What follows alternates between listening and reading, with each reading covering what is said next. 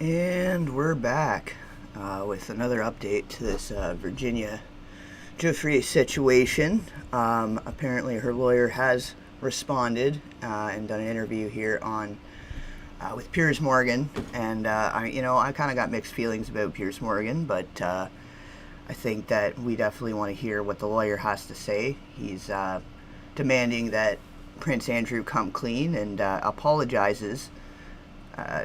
Just for the situation, which I think that's that would be necessary in this case. We kind of talked about it last night.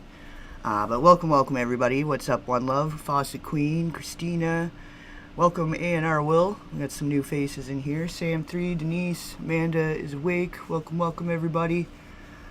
So we do have a bit of a makeover today. We kind of have redone the layout here a bit, if you hadn't noticed, and I decided to add something else for today and going forward. I've still been getting different veiled threats and just weird flaccid hacking attempts, things like that, so we're going to go ahead and put her face to it, because I'm not afraid of these people. I'm not backing down.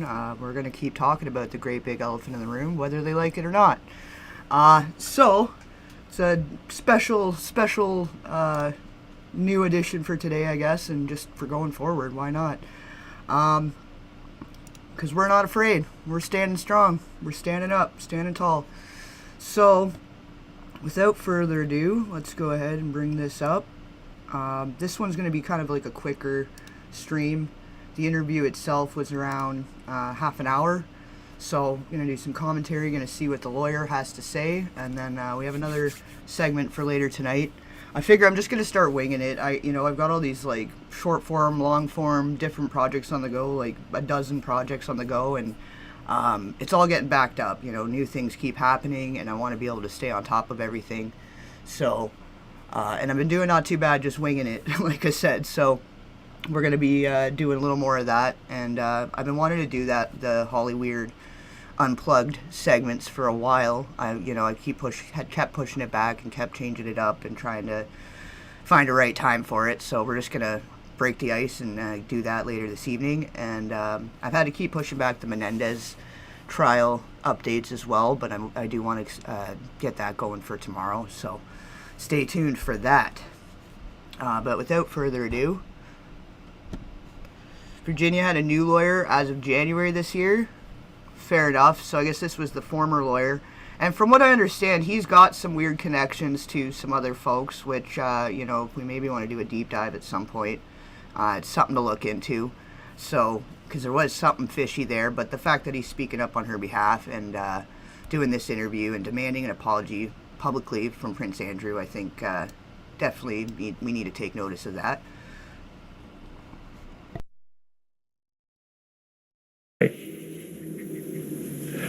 Well, of course, it's very sad. I think sadness is a predominant reaction. I think anger as well. Anger that our society let this happen to this extraordinary young woman. I think regret that we could not have done more to protect her. But I think at this moment, I think both sadness and also appreciation for the life that she led. She was an extraordinarily strong woman, ultimately brought down by years of abuse at the hands of Jeffrey Epstein, and then later years of verbal abuse and attacks by her collaborators. So that's great. I like whether he's kind of somewhere in the middle. He's a little bit of a gray area, kind of a mixed bag if he is kind of working on both sides, but that's a wonderful statement that he's making in her honor. And obviously he's seeing it for what it is and for everything that she went through, that obviously she didn't deserve it. Obviously she was just trying to help make a difference, and for the other survivors, and obviously too for any children in this case. That's the one thing that kind of keeps getting buried, and that's what they don't really want people to be looking at. And so obviously we need to be looking there, and we need to be paying attention and keeping our eyes wide open. If I get a chance, check out Kirby Sommers. Yeah, I'm aware of her. I follow her on Twitter, and I've seen some of her stuff. I don't watch as much stuff unless it's part of a research thing. But I know that she's kind of an important player, an MVP in this good fight as well. So I am familiar with her. There's a few other survivors I've been checking out and wanting to look into more. That all of their voices matter, right? So I appreciate you bringing that up. But what's up, S86? Welcome. Hey, Ignite something. Sam3's here. Everybody's here. Right on. Hope everybody's having a great day so far. As good as you can with all of the tragedy and the darkness that's hanging over us this week. And, well, this whole year really has been pretty intense. But we're still here holding strong. That's the main thing, right? But she accomplished a great deal. Without her courage and without her coming forward, Jeffrey Epstein would probably still be abusing young girls. So I think it's a sad event, but I think we also ought to take a moment to celebrate what she accomplished. Yes, well said. Did you, David, throughout your entire time of your dealings with Virginia, did you ever doubt what she was telling you? Well, at the very beginning, I was unsure. Remember when she came to me in 2014 and was about to go public, she knew that this would bring a crushing amount of abuse on her head from Epstein and his powerful collaborators. And I wanted to be sure that she was absolutely correct in everything that she was going to say, because they were going to exploit anything, even innocent mistakes that she made. And so I took a extraordinary step for somebody beginning to represent someone. Well, I mean, in a lot of cases, people need a lawyer because of one reason or another, but to be doubting the survivor to start off is kind of a little bit questionable. But I mean, obviously he was doing his due diligence and came to the conclusion that, there was something there and her testimonies mattered. But that's the problem too with survivor stories, and when you have gone through complex trauma, you very often have a fragmented memory, or there's a lot of bits and pieces that are still foggy. And especially in this situation where many of the victims, and like same within the Diddy case as well, a lot of them were unwillingly intoxicated or had been something was slipped in the drink, something was laced. And so even more so not remembering really fully what happened.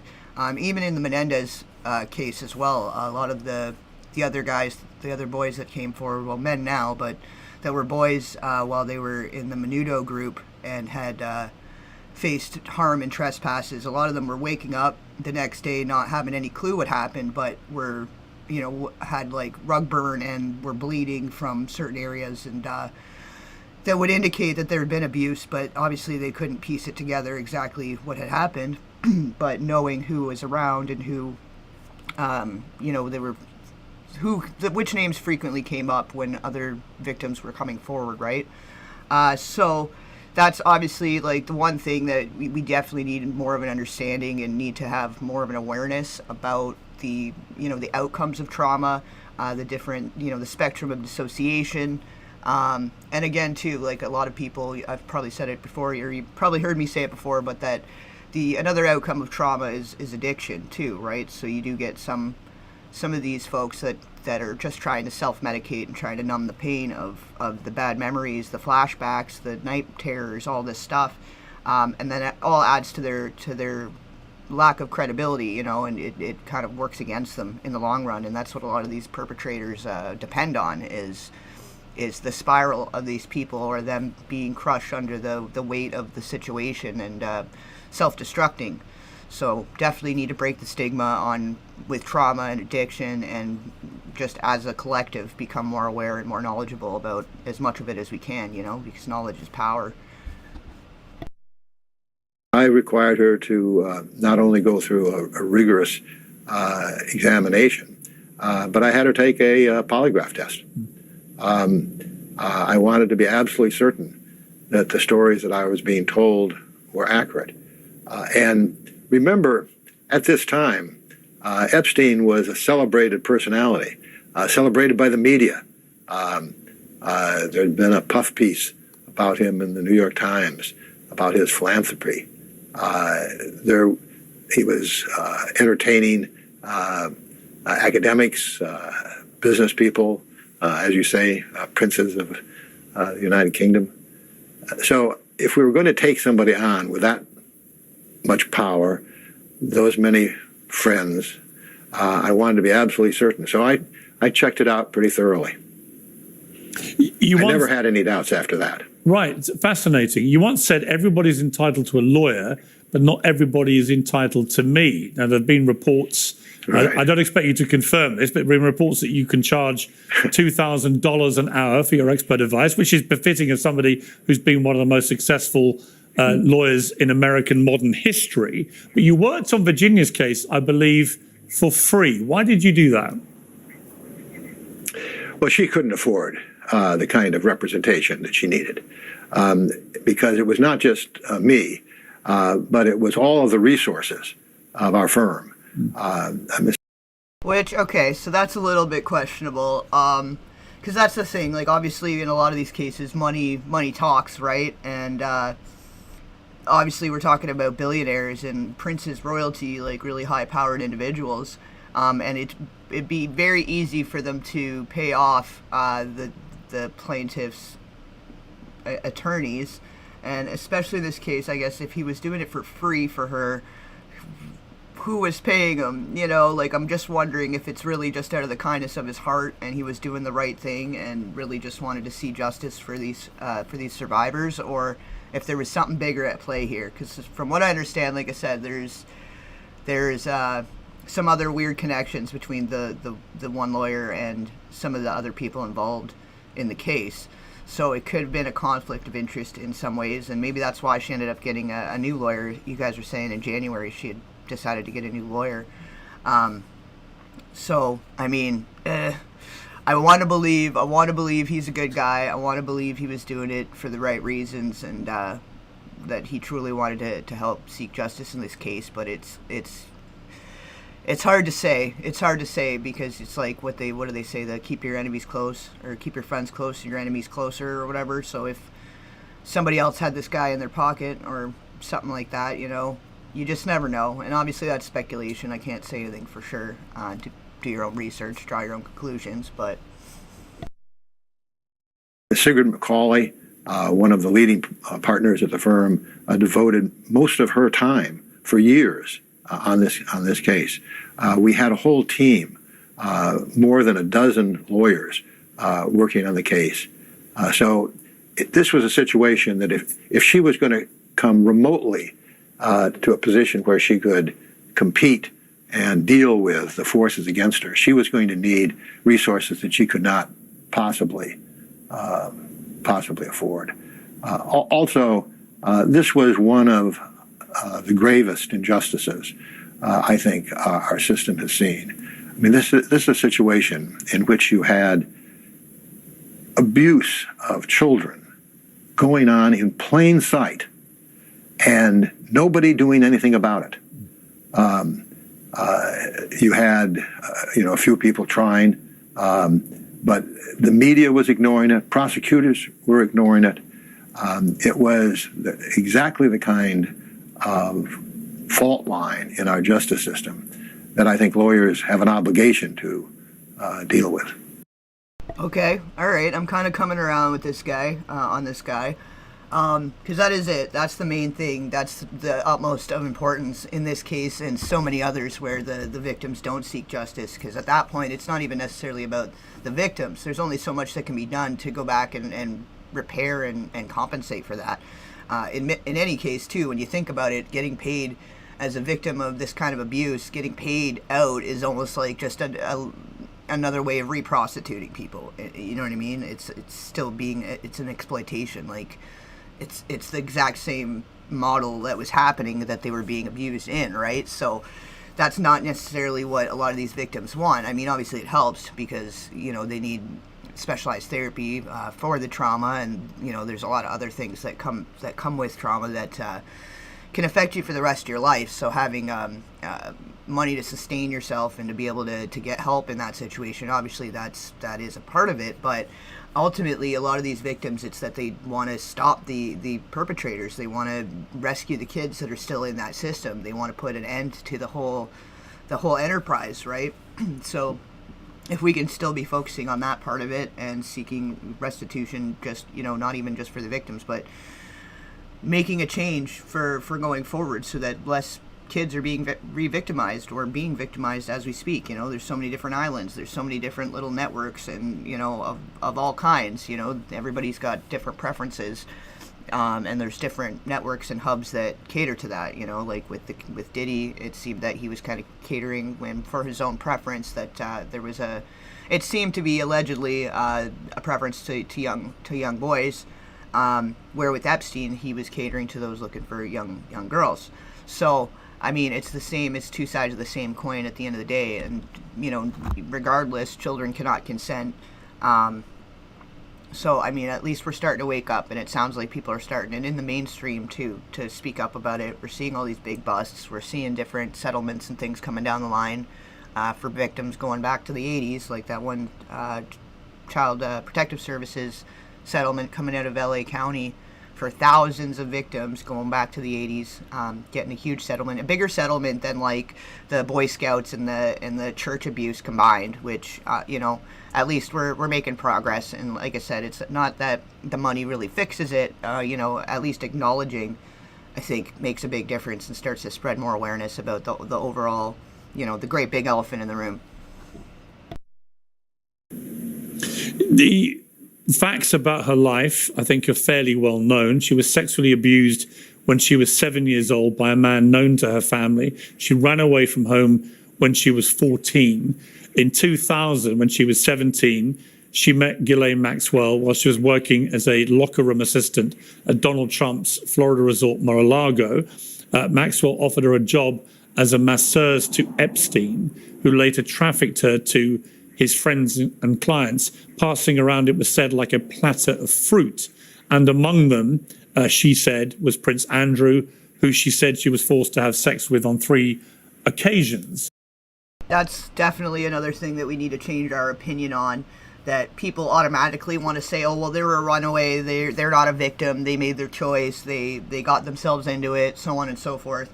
But the reality of it is, like, why did they run away? What had happened to them? And in this case, obviously, she had suffered from SA abuses as a very, very young child, which we know, statistically speaking, that makes somebody a lot more vulnerable to different types of SA and abuses later on in life.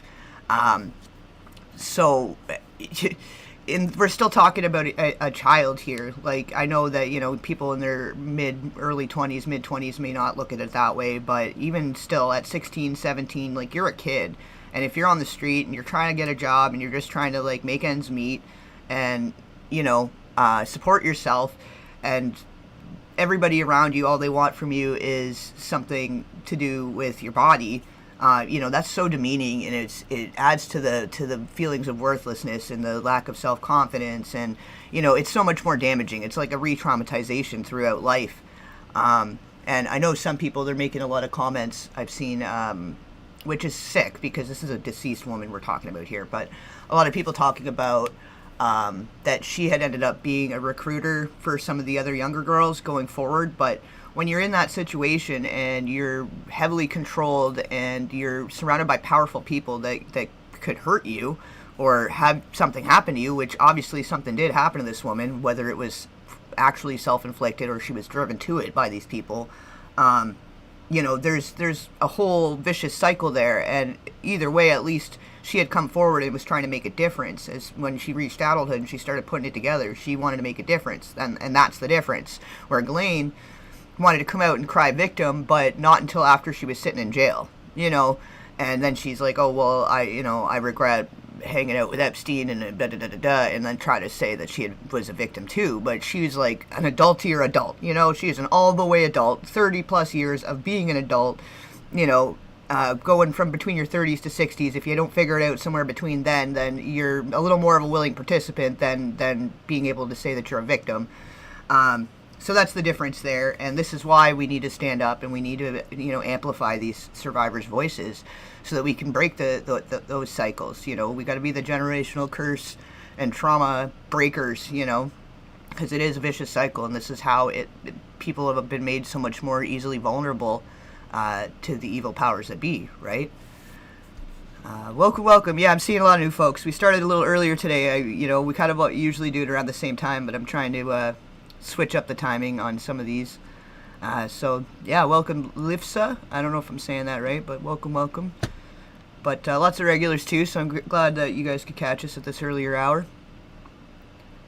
Yeah, right on. Yeah, we're changing it up today. We're coming out with the face now. I had whatever reasons that I wasn't bothering with that, but at this point, with the amount of different threats, veiled threats, and flaccid hacking attempts and all this stuff, I just want to show, I'm not afraid of these people. I had my own reasons to do with things in my own life of why I didn't really want to put my face out there. But at the end of the day, it's protecting people. It's out of protecting people that did you wrong. So I don't know why I've been doing that for so long. I'm just gonna come out and start talking, and maybe some point I'll tell my story too. Because obviously there's reasons that I'm doing what I'm doing, and it's not just based on my own childhood stuff. There's a lot, there's a lot more to it. I have a whole story, so maybe one day we'll get there. Yeah, hey Corinne, hey guys, hello officially. Glad to meet you. But yeah, so we need to be a united front, and we do need to stand tall. Because that's the one thing that unites us all is trauma. We all bleed red. We all feel trauma the same, no matter what religion, culture, language you speak, no matter where you come from, who you are, level of wealth or lack thereof. Trauma is what we can be united. It's the one thing we can agree on in wanting to end child suffering. It should be anyways, unless you're on the wrong side of the fence, right? So here we are, pressing on, pressing forward, fighting the good fight. Is that pretty much her life crystallized into a few paragraphs?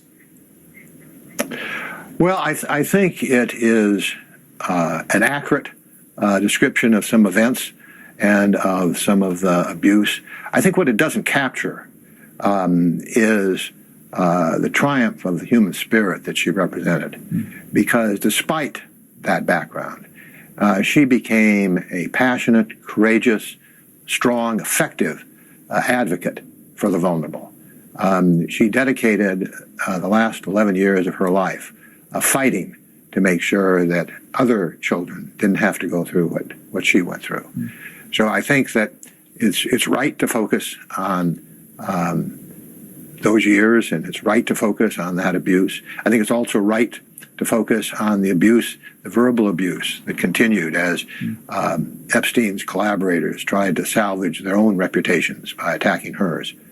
But I think we don't want to lose sight of the success that she had, the strength that she had, the accomplishments that she made, because I think those will live on. Yeah, I agree. I agree with that. That was great. I love what he's coming out and saying here, because that's really ultimately let's keep the focus on the children, and so many people lose focus on that so quickly and they get lost in the sauce. And so the fact that he's keeping the focus on that and talking about what she was really here fighting for, it wasn't about the money and taking down these big name people. It was for the sake of the kids, for the sake of ending an evil network or criminal enterprise involving the exploitation and trade of kids. The older you get, the younger it is. Even at early 20s, sometimes it's damn, they're just kids. They don't know any better, and they get stuck in these situations. But even then, because they're considered adults, with some of these people in the Diddy case, that doesn't mean they aren't being taken advantage of and that they aren't vulnerable to abuses. And again, many of them suffered abuse in childhood, and that's what's made them vulnerable and made them willing to put themselves in bad situations, because they're just trying to get a leg up. They're just trying to, they're looking for love at all the wrong places, so to speak.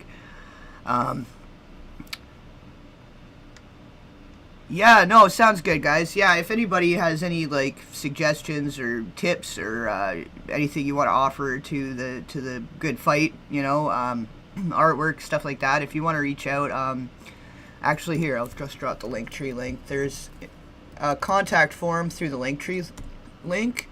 But alternatively, you can DM me on Twitter, or if you join in on the Telegram group, the Eyes Wide Open Telegram group, you can DM me directly there as well. But the link tree, that'll go to the email. The contact form goes to the email. So whatever you guys are comfortable with, you can reach out there. Because yeah, we are in this together, and like obviously, and it says it right there. Like every drop in the ocean of influence counts. And you don't need to be an influencer to help make waves of change. So, like, the more united we stand on this and the more we keep the focus on what's important here, the more progress we're going to make. And honestly, like, this past year, 2 years, I've seen more progress in this good fight, whatever you want to call it, than I have in the last several years combined. So either way, we're not necessarily spinning our tires anymore. So we are making progress. We are getting somewhere, and we just need to keep pushing. Yeah, the bus accident thing was really strange, and I think that, if nothing else, that was like a warning, and so I really, really, really am hoping that that means that they did decide to put her into witness protection, because it would make sense. It would make sense, and like there's no really other way to go into witness protection without faking a death, because you can't be living two people at the same time, or as two people at the same time. It just doesn't make sense, right? So I'm really hoping, and because of there's not necessarily a cause of death being revealed, but they were very quick to say that it was self-inflicted, and the family had already come out and made statements, and it's like they were very quick to just put it out there, right? So my wondering is, since that accident, because that was about a month ago, is that they were kind of putting things in place and starting to make plans and put things together to make it seem feasible that she would want to end herself. And so who's to say that even the thing with the husband and the kids is even a real thing, like that it's not being orchestrated to lead up to this situation so that she's able to remove herself and go into protection. It's what I'm hoping. That's what I'm hoping. I think that's what we're all hoping. But obviously we'll never know for sure.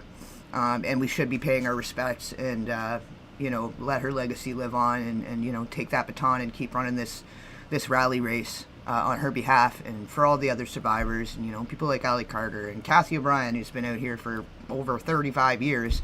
All these people have been screaming into the void and getting nowhere with it. So now that we are getting this progress and we're starting to see some momentum, we got to push harder. We got to just keep cracking at the foundation until it breaks through and we fill that darkness with light. Refused to believe she ended her own life without saying goodbye to her yeah, well, and that's it too, the fact that she hadn't had contact with the kids, apparently, supposedly, reportedly, and there was no note, like all of that's fishy to me. But it can be contributing to the fact that maybe that it is a witness protection situation, and again, we're just hoping that that's the case. You're new to Linktree, don't know how it works. It just links you to the different ways to contact. It links to the Twitter. There's a contact form at the bottom. It's the same as any contact form. You click in, you add your message, you provide an email, and it goes to my email. But alternatively, like I said, if you prefer Twitter, the DMs, I believe the DMs are open. I'll have to double check. I was getting a lot of spam, so I might have flipped it off again. But Telegram is probably the easiest way. And with the Telegram group, I'm always dropping in, more news, resources, different media, different things that's all surrounding this great big elephant in the room. So check that out then. Or I think that I have an email attached too. If you go to the About Me section, there's an email as well. So lots of different ways to contact, whatever you guys feel comfortable with. I think the chaos shows we're at a tipping point. Still have hope. Yes, Amanda's awake. I agree. Because it is reaching ahead at this point, and more is being revealed, and more people are watching, more people are looking. And I think maybe they wanted to silence Virginia, and this was a means to do that. But now more people are paying attention. Now more people are demanding that the files be released. Now more people are, waking up to how, what lengths people will go to silence someone. So, again, whether she had done it to herself or she was driven to it, more people are looking at the events that were leading up to this suspicious death. Including the accident, including some of the power players that were surrounding her and who the lawyers may have been connected to, and everybody's more of an investigator now.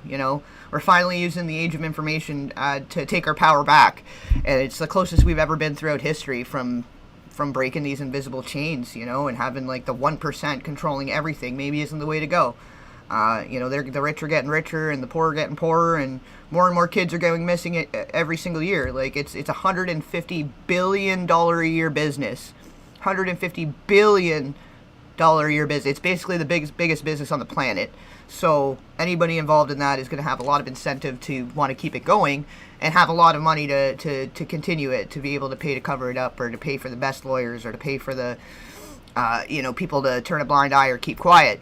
So all the more reason that everybody keeps their eyes wide open, and if you see something, say something. Share the stuff around, and even if everybody in your life thinks you're crazy for constantly sharing stuff to do with child trade and exploitation, maybe it's not us that are crazy, it's them for not seeing the great big elephant in the room. We got a great big elephant in the room with all these different piles of shit, but coming from the same elephant, and everybody wants to just keep walking through it and not cleaning off their shoes and not paying attention. So here we go. Maybe this is it. Maybe more people can start getting on the train here. The karma train's coming, and you're either going to get on it, you're going to get out of the way of it, or you're going to get run over. Obviously, the most infamous part of her story became Prince Andrew, who was the son of Queen Elizabeth II, of course, the late great Queen.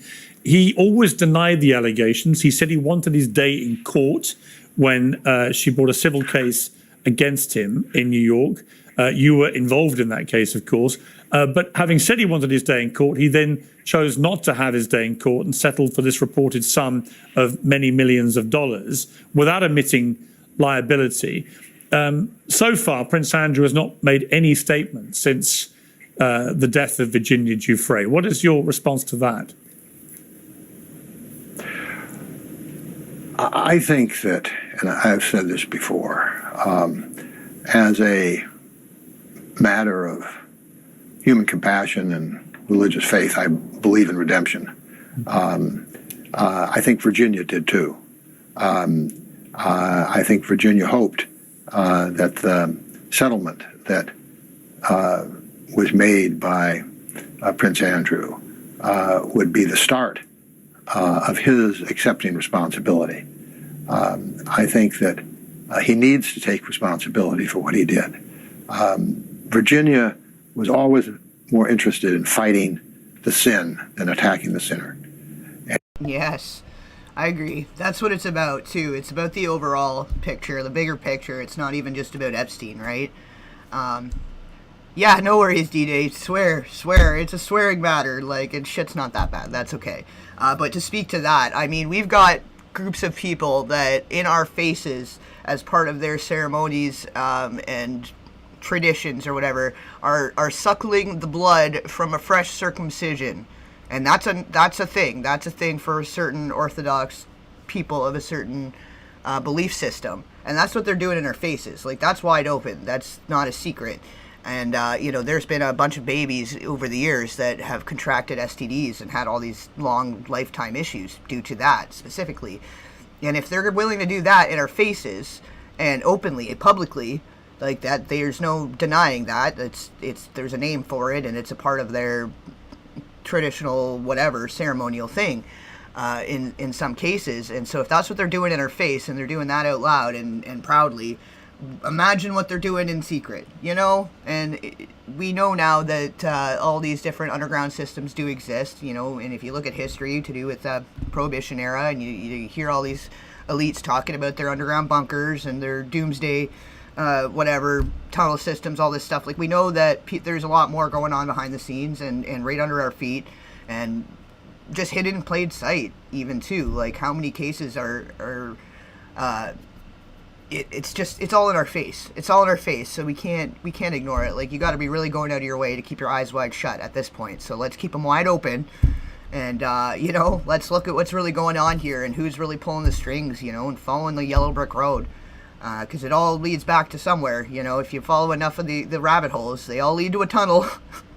No, not really, but you know what I mean. Like, they all these rabbit holes do lead to one wide open cavern. though, you know, like everything connects in a way. When you start really looking at the bigger picture, you can start to see the connections. You can see the power players. You can see where the rot is coming from, you know. And it's like with a bag of apples, you got to get rid of the rotten one, or it's going to infect the whole bag. And that's what we've been dealing with a long time. All the apples are getting rotten, and we need to start taking them out of the bag and looking at them and getting justice for all the victims. For decades, this has been a problem, and nobody's been doing nothing about it. So now's the time.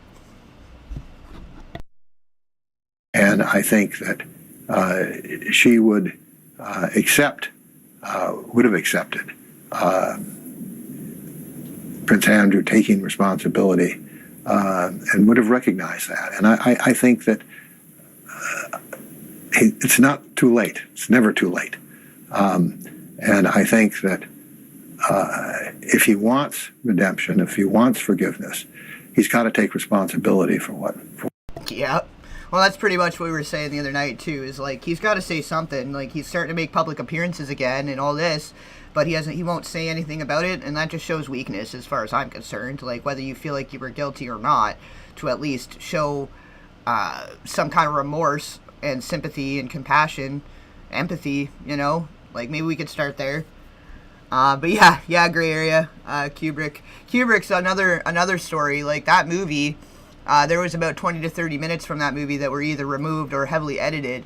And he was trying to say something with that movie, as far as my understanding anyway. There was certain insiders who had come out and said some things, which, again, it's speculation, so do your own research, draw your own conclusions. But he had presented the final cut. It was like 5-6 days after that he passed away, pretty mysteriously. Like, he was in otherwise very good health. And he didn't want to, he wanted the final cut to be his way, and they wanted him to remove parts, and like, yeah, he just didn't make it. But basically, if you're familiar with that movie, that's the bits that they wanted taken out, was to do with the littler kids. They let the Lily Sobieski part stay in, where it was the young teen and the businessmen at the costume shop. I don't know if you're familiar with the movie or not, but they allowed the situation that was suggesting that this business owner was trading and exploiting his teenage daughter. But there was more to it from what some of these insiders were saying. And again, I draw your own conclusions, because that is just speculation. But it was speculated that there were instances suggesting that part of these parties and part of these inner groups, that there was child trade and exploitation as well. And they didn't want that in there. They allowed a lot of the other stuff, which it already was pretty shocking and pretty on the nose for the times and for what it was.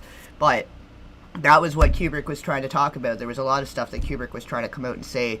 And the way that everything happened after, and who took over his projects, and his special effects and lighting crew that made everything what it was, you know.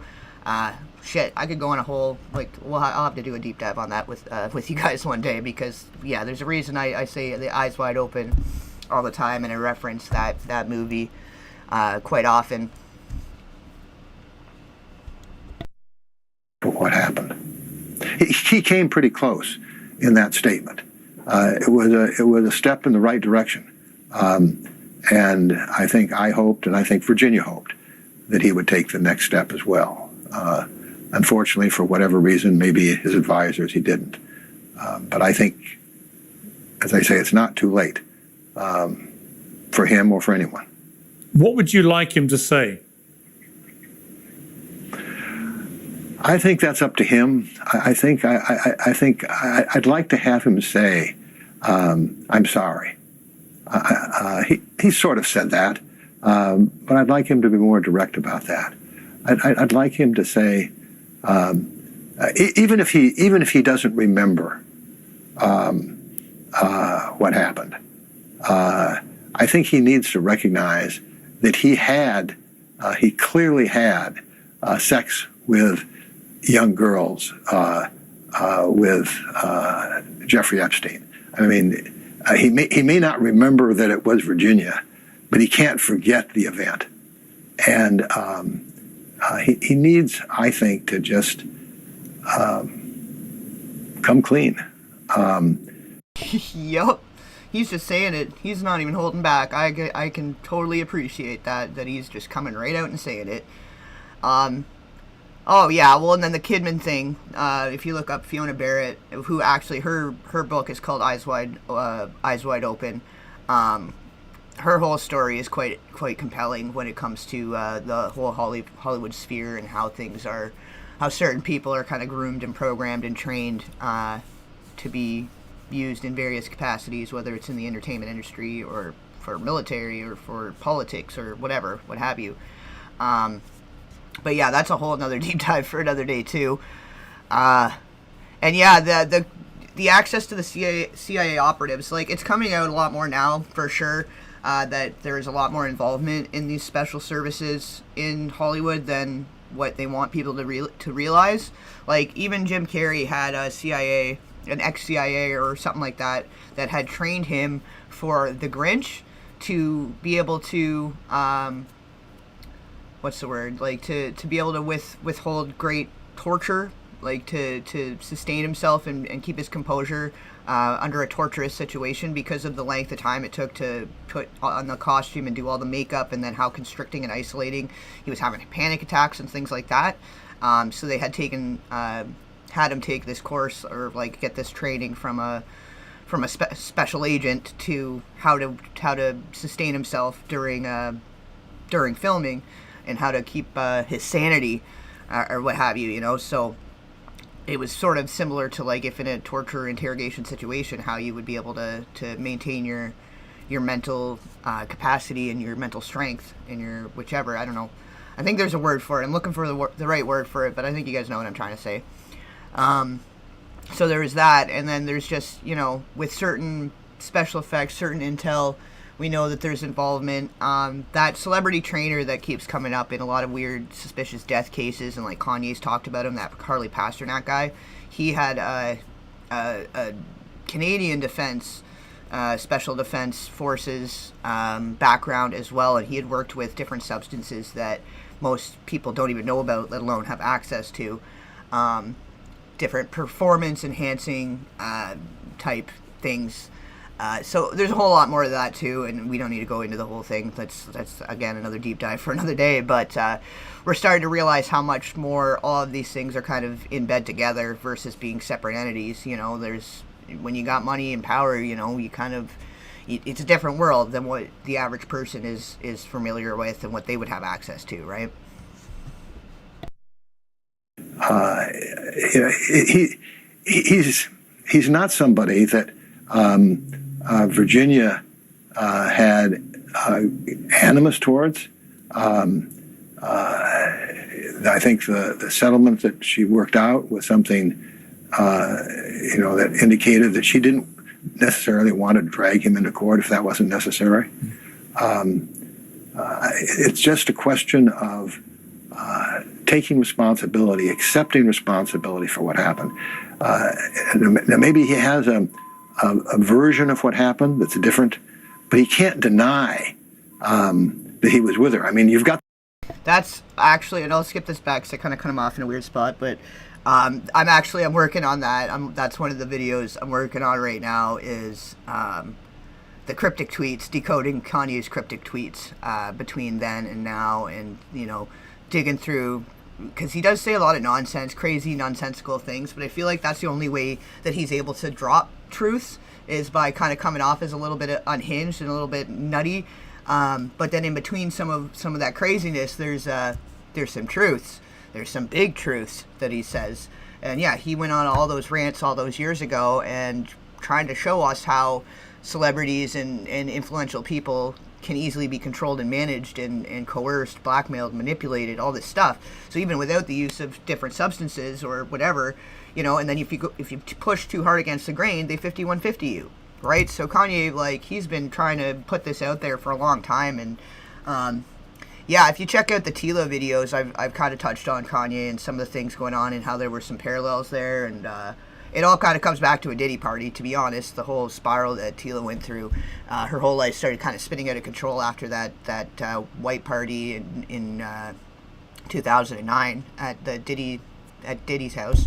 And, you know, it seems a lot of people in that sphere and in other spheres where there's different things going on, that all these people start coming out and seeming like they're crazy and seeming like there's something wrong with them. But obviously they've seen something or experienced something that's that's sent them there. You know, people don't just go crazy because they're rich and famous. You know what I mean? Like, there's so much more to it. And people that are absolutely poor and come from totally normal households go a little nutty too sometimes, or they get sunk into addiction, or they have a mental breakdown.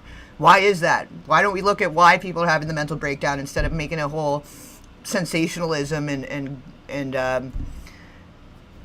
I don't know, like glorifying almost, like, and sensationalizing people's mental health issues. Like, let's talk about why they're having mental health issues. Let's stop focusing on the outcome of the trauma, and let's look at the root cause of the trauma. Like, let's look at the trauma. Are we ready to talk about trauma? And like, Kanye came out and he said a really, really crazy thing too about something that happened to him as a kid and that was going on when he was a kid, and a lot of people just started making fun of him, and that was kind of fucked up, because in my opinion, he was taking his power back, and he's like just saying what his trauma was, which helps destigmatize trauma and overexposure when you're in your childhood, and not feeling any shame, not feeling any guilt, nothing, like just putting it out there. And that's going to help a lot of people. Like, if we can start owning our trauma and speaking more openly about that and discussing it, and there being a lot more love and support in that, instead of glorifying and sensationalizing the breakdowns, maybe we'll get somewhere. Maybe. So yeah, I am actually, that's one of the videos I'm working on, and there keeps being so many different things happen, so then trying to keep up with the current, and then trying to keep working on, like, the different segments that I'm working on. It's been tough, so we'll probably do a lot more of these little winging it deep dives this way, but I am working on that. That's literally one of the other ones I've started collecting, putting everything together, because that connected to a ton of stuff, that Kanye thing.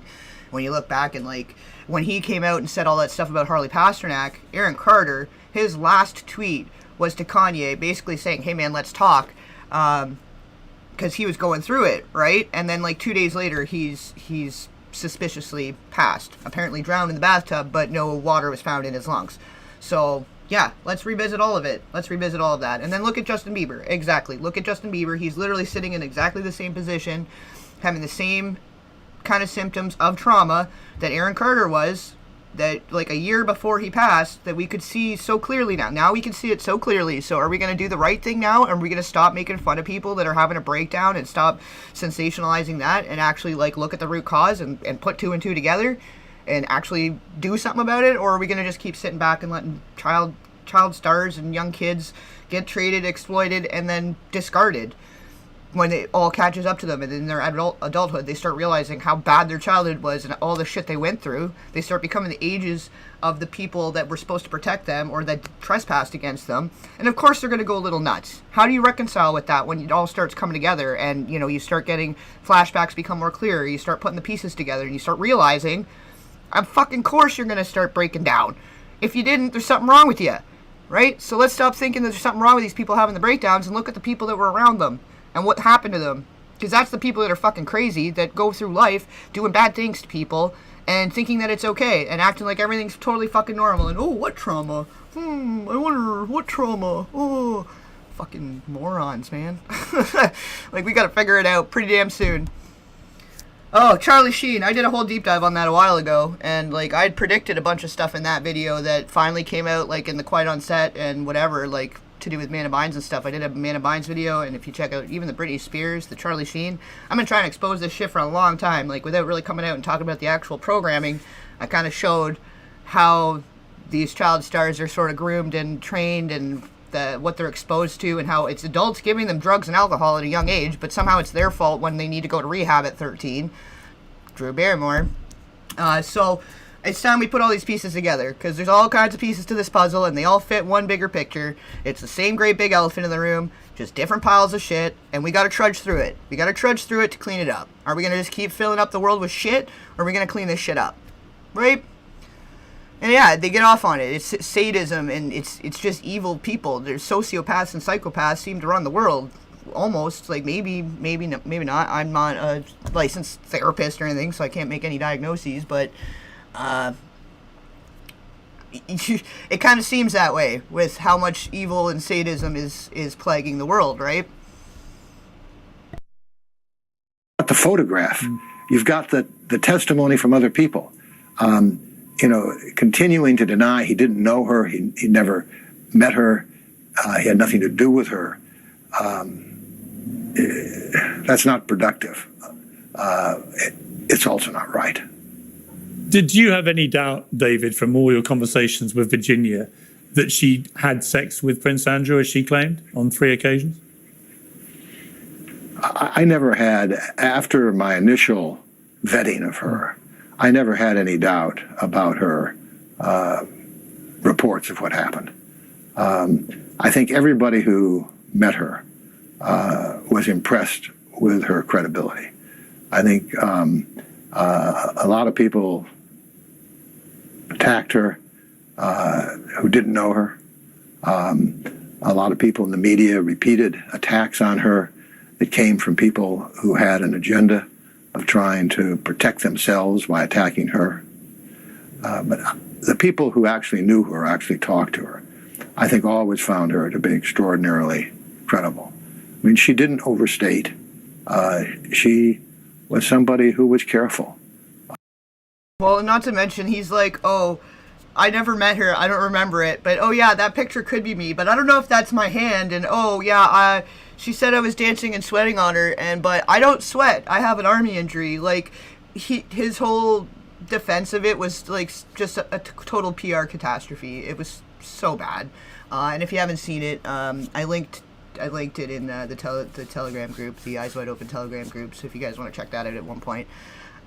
Because people can't put it in their videos. That's one of the clips that, any clips of that is like having videos blocked and taken down like immediately. So that's obviously something they don't want us looking at. So why don't we take a closer look? But yeah, thank you, Relevant Love. Doing my best here. It's all coming together now, though. It seems like everything I've been working towards and putting out there, and I've had to pivot and go different ways about it over time. Because I kind of kept hitting a brick wall, but it's all coming together now, and it all connects in a way. So it's time to put all the pieces together. And yeah, Terrence Howard, he was kind of coming out and saying some stuff about how he was kind of almost accosted by Diddy, was almost kind of being groomed and trying to be led into a relationship, I guess you could say. But if he's doing that to other stars and other rappers and other people that are adults, imagine how much easier and more vulnerable the kids are, and especially if drugs and alcohol are involved. Like if you saw with Justin Bieber, some of the clips from the parties and stuff, like he's like clearly out of it and clearly like sitting down and like kind of wobbling around and having a like, he's feeling it. He's really intoxicated, and they're like handing him a bottle. Here, drink this straight from the bottle. Like, who the fuck is looking out for these people? And at that point, sure, he's 20, 21 or whatever. The legal age here is 19, but in the U.S. it's 21. So even if he was 21, he's an adult. That's who's looking out for these guys. Like, who's looking out for these young people? You're surrounded by adultier adults that should know better. So obviously there's an incentive there. There's a reason that they're trying to get these guys more or less out of their mind, and then it's so much easier to discredit it as, oh, you blacked out because you drank too much, and you don't remember because you did it to yourself. But now we know that a lot of these drinks and a lot of this stuff was laced, so now what? And it's not even just Justin. He's not even just a testament or an example of evidence against Diddy. Look at Jaden Smith. Jaden Smith's had breakdowns over the years, and he like came out on that one red carpet wearing it looked like a house on his head, like the house was black and it was like a house, wearing it on his head as like a hat with his face coming through it, and it looks like Diddy's house. So, like, are we going to start looking at all the different kids in that sphere and what may or may not have happened to them? Because, like, we know he was making films. We know that there was more people involved in that. There was various investors. There was various, a lot of different hands in the honeypot. So, yeah, we definitely need to be looking closer at that. Kanye did an interview yesterday. With who? Because I think I know what you're talking about, but I might not. It might be a different one, so let me know what the title or what channel to check out for that. Yeah, the movie director from X-Men, apt pupil, that's in the Charlie Sheen video. The whole digital entertainment network, Mark Cullen's Rector, his mansion that was being used for basically the same kind of parties as Diddy parties back in the day, and the digital entertainment network was basically a front to create child essay material with young boys. The gay A-list in Hollywood, too, was ever present to some of those parties, including Kevin Spacey. But yeah, Bryan Singer had accusations against him, and he kind of got off with that scot-free. Mark Cullen's Rector did get charged, but he fled the country and took off and was able to find his way out of it. But he had been, that's a whole freaking story. We could go on all day about that. But it goes all the way back, and so I touched on that, and like Brian Peck was involved in stuff too, and so that connected to the Nickelodeon stuff, and that goes all the way back to Leonardo DiCaprio when he was a kid on Growing Pains. Like, yeah, check out the Charlie Sheen video if you want to go down that rabbit hole. The Charlie Sheen video says it all. It says a lot. But the twins, I'm still wondering what's going on with the twins, and I guess there was an outing the other day with one of the twins, with Charlie and some of the family, but for what happened to them and what they experienced in their childhood, I'm wondering how they're doing, and I really hope they're going to be okay, because that was some next level shit. But yeah, that's what the Dark Hollywood videos are, basically. It's like the main person is like the hub, but there's so much more around them, like what kind of people are surrounding these people, who did they grow up around, what were they exposed to, what were things that they maybe did that weren't great, because Charlie may or may not have been a perpetrator against Corey Haim, which I go into that too in the Charlie Sheen video, and that's why they're long and thorough and detailed, and there's so much more to it. It's not just a Hollywood biography about Drew or Charlie or whoever, right? There's so much more to it. So, Jaden. Yeah. Well, I mean, it's all going to depend. Like, I think obviously they try to keep them all silenced. They don't want them coming out and talking about stuff. But even, like, with what the mother was doing with the son's friends, and, like, there's just, like, that's a whole twisted rabbit hole on its own as well. Like, there's so much more going on that they don't want you to know, and if you look close enough and you find a rabbit hole and go down it, like, there's going to be more and more. It all connects. It all connects in some way, shape, and or form.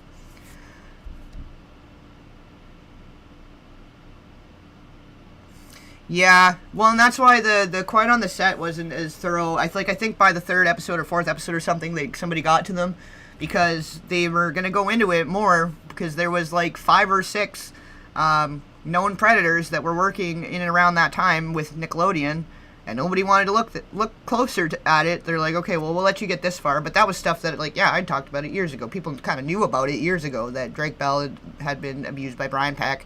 Dan Schneider was doing some weird stuff with the girls, like all that stuff that we kind of knew. If you can do pattern recognition and you look close enough and you do enough research, you can put all this stuff together, you know.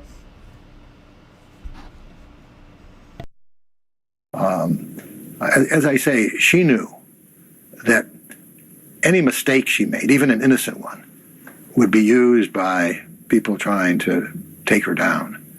So she was careful about what she said, and I and many other people thought she was a very credible person. Do you think if he had gone ahead with the court appearance, that he would have been exposed in that environment, and that is perhaps why in the end they came to such a big settlement? I don't think there's any doubt that they settled when they did for what they did, because they recognized that a court defense was unsustainable. I don't think anybody seriously thinks that he would have withstood cross-examination in an open court.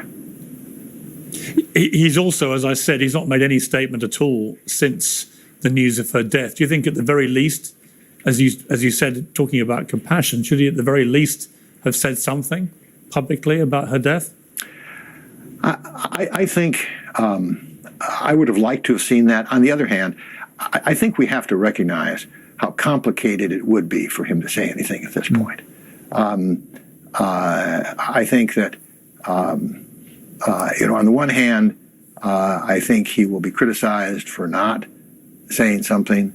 On the other hand, almost anything he said, I think, would probably be attacked. So I think he, while I would have liked to have seen a statement, I would have liked to have seen something,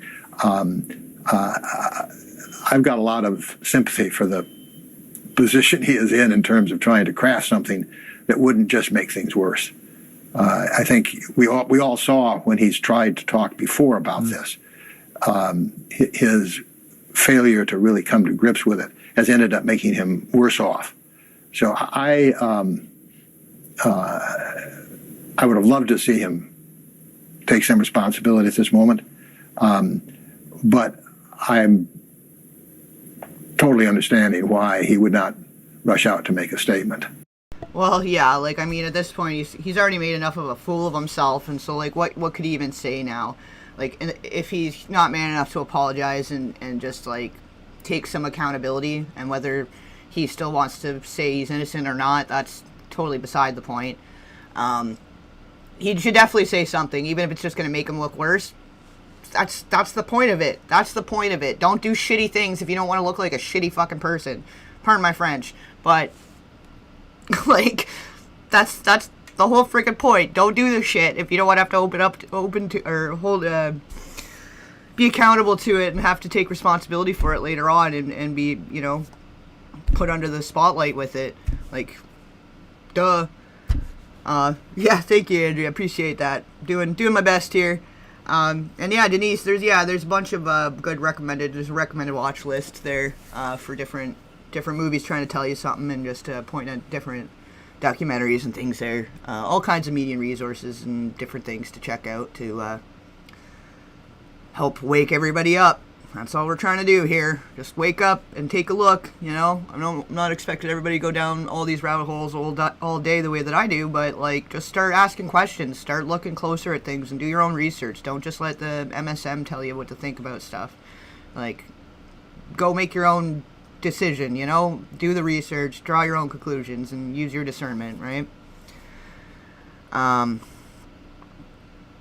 Well, a lot of them have been groomed and trained, like, especially A-listers. Like, they've got to be, you know, gone through something to be able to get there. They're trained and programmed in such a way. Like, you got to look at it. Like, people are doing, like, these world tours, like, back-to-back shows, nonstop. They really run them ragged. And then even just that, even if nothing bad happened to them, like any kind of abuses happened to them as kids, you got to think of, like, how traumatizing the whole situation is to be, like, a 12-year-old doing a world tour.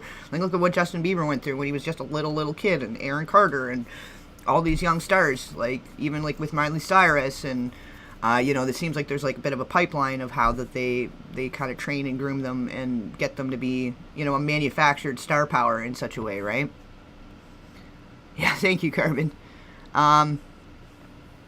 Yeah, Justin's been going through it, so I really hope that he's got people around him that are looking out for him and aren't just trying to control and manage and benefit from him, because that's a problem too, is a lot of these people are treated like assets, like commodities that need to be managed and handled and keep doing the dues so everybody keeps getting their paycheck, right? Martin Sheen, he's an interesting fellow, but he was in that movie Firestarter with Drew Barrymore when she was really small, and he was at the wrap party at Dino De Laurentiis' house when Drew had been coaxed into chugging 2 glasses of champagne by 2 unnamed men, and she woke up in a bed, and her mother was asking her what happened. So I'm sorry, she's like an 8-year-old? Where the fuck are you? Why is your kid being coaxed to drink all this fucking champagne by these adult men, and then she's waking up not knowing what happened in her room, and you're asking her? How about you tell me what happened, and where you fucking were, and why you weren't protecting your goddamn kid? So I don't know if Martin had anything specifically to do with that or not, but I know that he was at that rap party because he was in that movie. Among other people, Stephen King, because that was his book that was turned into that movie. But that's, again, another rabbit hole for another day. But that's all in the Drew Barrymore videos if you want to check that out. I still got to come back and do part 3, but yeah, I hit some brick walls sometimes, and I kind of go in these circles, and some stuff I just want to make sure I have a better understanding, like specifically about dissociative disorders and stuff. I've done a lot of studying for the last few years, and just better trying to understand overall from all perspectives, all angles, before being able to fully present it in certain videos that it seems to be relevant to. But yeah, it's a great big spider web. It's the World Wide Web. Why do you think they call it that? Sorry, let me catch up with you guys, and we'll keep going with this video. We're gonna be here forever, and I want to come back and do that stream later tonight too, so can't be here too long. So let's stay on the course, stay the course here, stay on task, on topic. Thank you, High Vibe, appreciate that. Yeah, sent you down the hole, Denise, yeah. Yep, you got it, Relevant Love. Drew Barrymore is blessed to have mentally survived. Yeah, it's a miracle she's still with us. And people think she's a little strange and, you know, she's maybe a little touchy-feely and whatever. But you got to think, like, she went through it. And she didn't have proper parents looking out for her. She wasn't cared for. She raised herself. So she's trying to be the adult that her child self needed. And not everybody needs what her child self needed. So I think she's having to kind of find the balance there and find the limit. But she's just trying to be super loving and empathetic and compassionate and connect with people. She's just dying for real human connection because she didn't really have it, you know. The poor thing. Talk about how people like Cappy. Yep. Yeah. That's a whole situation too. It's another whole another rabbit hole. Yeah, well, in the Lou Taylor thing, like, that's pretty, like, there's so much more to that. That's, like, connects to Britney Spears, that connects to, with the Diddy thing, apparently, as well. Like, all these names keep popping up in different places, and so, yeah, I absolutely need to be looking closer and, like, follow the yellow brick road. Because a lot of these people, it's just a front. Like, Diddy was a fall guy. In the grand scheme of things, he was nothing more than, like, a street-level dealer that had the trap house that everybody hung out at. Like, when you really think about it, and you really, you know, cut it down, cut and dry, down to the brass tacks. He was just the puppet master there, or the meat puppet kind of running the show there, but who was pulling his strings, right? And who was buying the tapes? Who was investing? Who were the investors? Who was paying them? Who was paying all these people to keep this whole thing going the way that it was, right?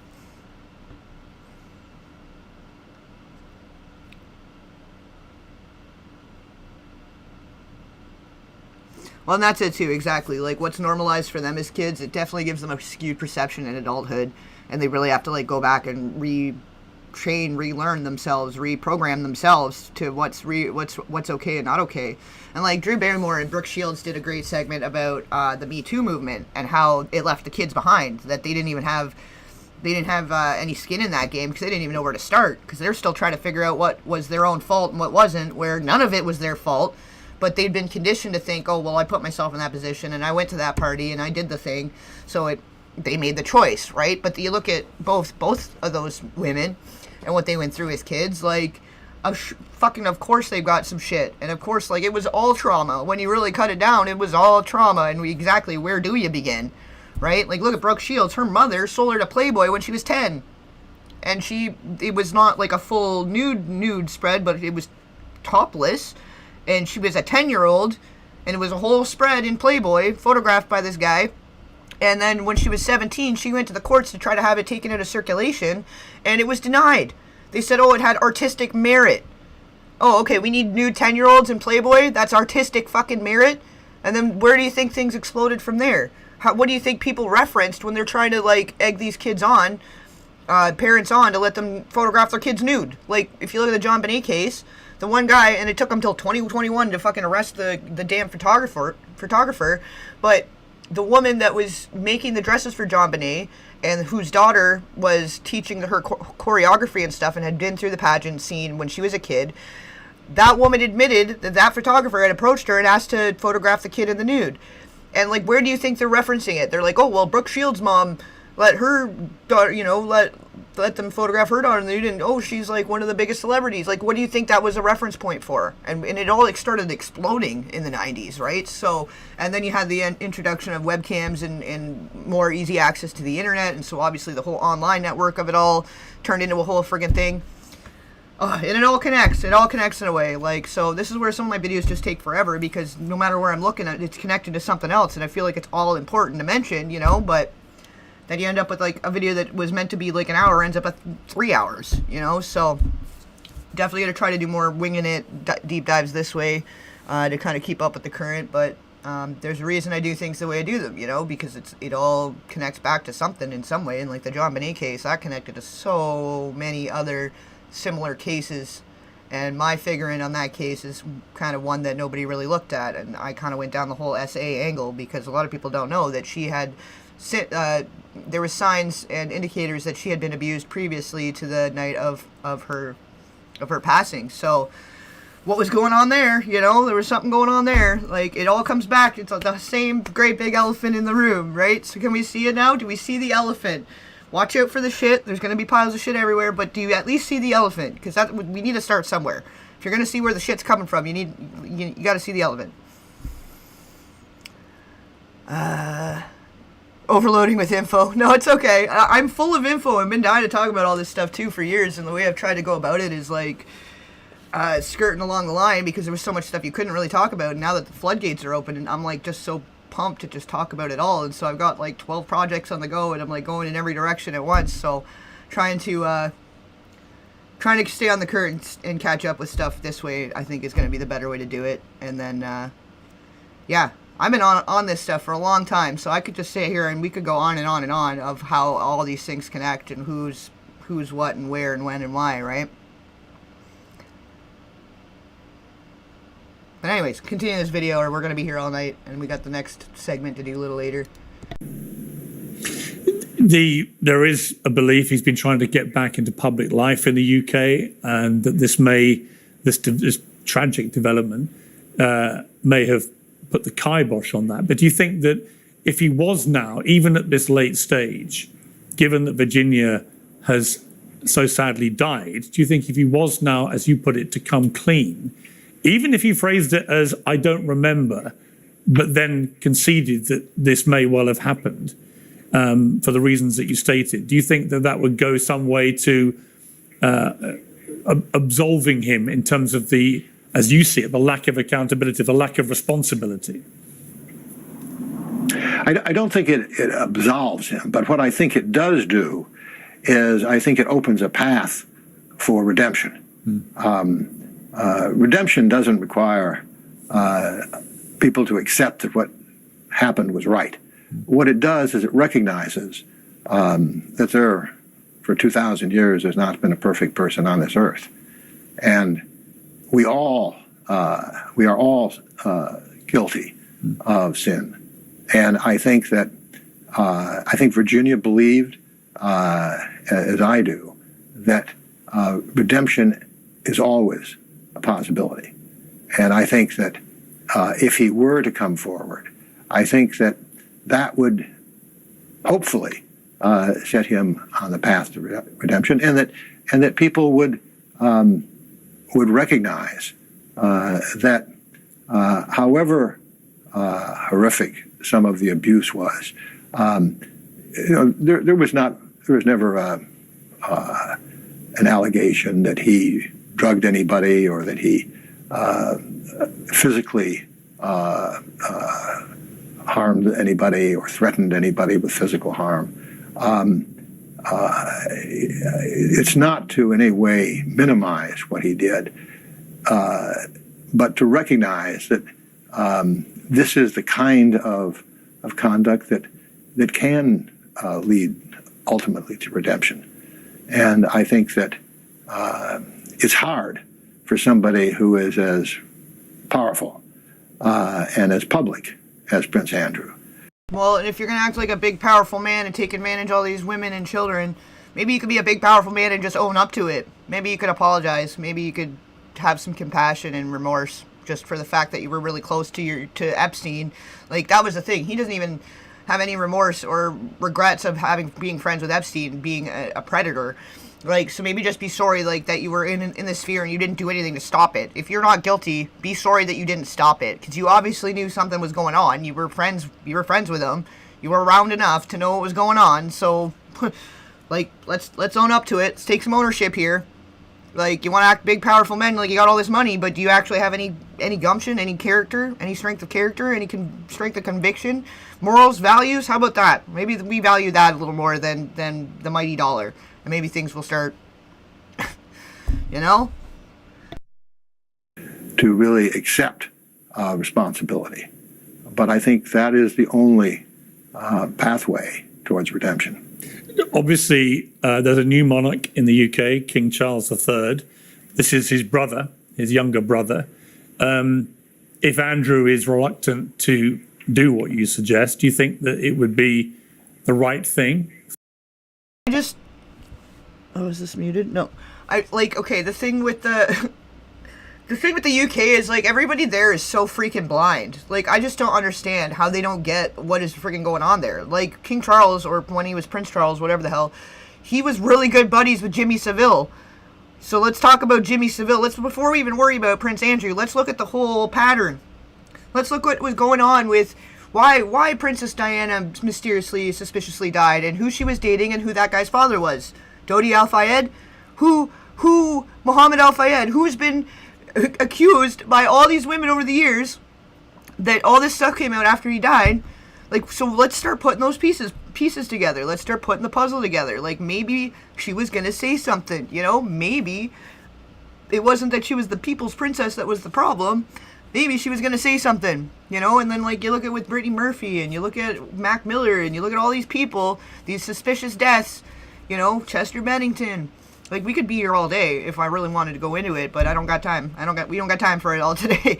We're gonna have to do it bit by bit here, because you can't snort red pills either. You got to take one little red pill at a time. If you snort the whole thing, it can drive you crazy almost. You know, like, the trauma of it all is enough, right? So, like, let's start looking at it. Let's start looking at the whole pattern. Let's look at how it's, you know, the vicious cycle of it all, because it's not just here. It's here and here and here, and it just goes all the way up and down the line.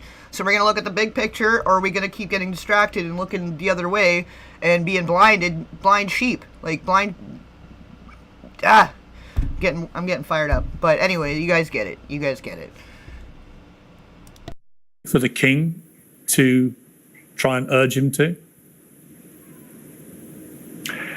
I think it would be the right thing of an older brother to do it.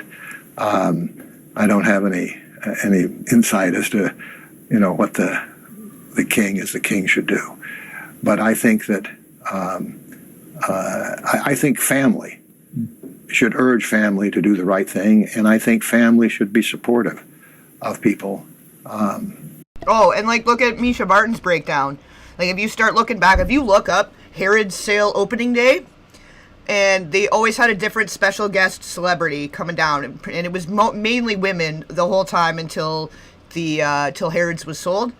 But if you look at each and every person that had been there, pretty much like 90% of them ended up having some kind of breakdown. Like, do you guys remember the Misha Barton thing? And where that all goes down the line? And who was used to groom and kind of, like, the whole situation with her. Look at that's a whole rabbit hole for another day. But, like, Bug Hall from Little Rascals had talked about abuses, and there was a movie with him and Misha Barton, and that was basically an abuse. That was an essay just doing the movie, and where they had put Brad Renfro in that movie, and there was a couple other movies after that he was in with Misha Barton. Like, the way that they're all used against each other to be each other's trauma and each other's grooming too, the hypersexualization and the exposure via movies. Like, can we look at all that now? And then by the time they get to somebody like Mohammed Al-Fayed, they are groomed. They're groomed and programmed. Like, between Brittany Murphy and Misha Barton and whoever else, I can't even think right now off the top of my head. It's too much information coming through at once, but it's all there. It's all in there, filed away somewhere. So if you look into that breakdown that Misha had and some of the things she was saying, and then she came back and kind of retracted this, that, and the other thing, and did a whole interview to try to clear it up because she had called out her mother, and there was a whole thing. But if you start putting those pieces together, there's a situation there. There's a situation everywhere. Every stone that you lift, there's insects and cretins under there that we need to be looking at. Often even when they don't do the right thing. So I think family is very important here. You know, I would like to see every family work closer together. And you don't need to like them. You don't need to be a fan of them. I'm not a fan of anybody I talk about. I'm not a fan of anybody in general. I don't idol worship. There's some certain artists and certain directors, certain people that, like, I can appreciate and respect their work, but I don't give a fuck. Like, I'm not a fan of anything or anybody. I don't believe in that. But they're human beings, and we can look at them like human beings and consider the shit that they've gone through and how it's wrong and how that plays out in not only just the industry but in society at large, how that applies to everybody and everybody's trauma, how all the dots connect in a bigger way, as far as it's kind of the same playbook in some ways of the way trauma happens and then where it leads to, and then that person's punished and demonized as if they're the problem for the outcome of the problem. So why don't we start looking at the problem instead of punishing people and demonizing them for the outcome of their problem, right? Like, they're not their problem. The problem is the problem, you know? And then they're reacting to that, and it affects them for the rest of their life. So we got to look at that. I don't think that's the case, Corinne. That's not... No, there's more to it than that. She had tons of her own money, and she was getting pilfered to shit. She was a very talented triple threat actress, and there was so much more to that. But it's another brand opportunity. It's a paid product placement, and they go and they make the appearance and they make the money and whatever. But that guy was a sicko. He was a sicko. She didn't need a sugar daddy. Like, what are you fucking talking about? Brittany Murphy was very successful all the way through the 2000s. Like, banger after banger of hit movies. She didn't need Herod money. But,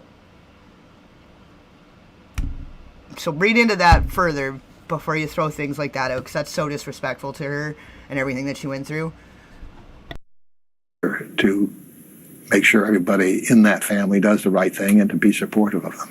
If Prince Andrew was to make any admissions now, of course he would be confessing to a crime, because Virginia Giuffre was underage in the locations that she talked about having sex with him in the United States. And that may be, of course, a major factor in his decision-making about whether to make such admissions. I think it could be. I don't think that a criminal prosecution in the United States at this stage is likely. Well, and it's not even just any one group, sect, religion, organization. There's not any one specific group that we need to be pointing fingers at, and we don't need to be hate speech or causing issues in the chat about it. Like, you're going to get me in trouble, you guys, with what you're trying to say in there. We can't talk like that, but we can talk about the sadistic and evil groups that, you know, because there's evil in every single group. Every single group, organization, religion, sect, there is good and evil. There's people at the front that are the front that seem great, and then the people operating evil under the guise of good. So let's look at the bigger picture. It's not just anything to do with that either. There is so much more to it. There's a 1% that controls the media, controls everything, and those are different people. They're not just one group of people. There's different people involved in that whole overall system. So let's not be...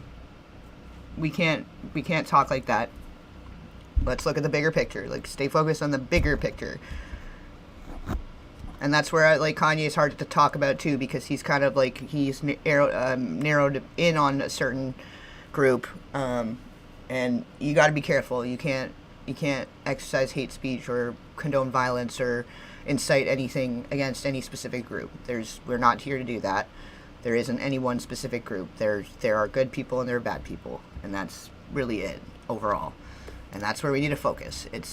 There's lots of good people in each and every group and sect and religion and organization too, that don't have a clue that they're the front for the evil happening in the back.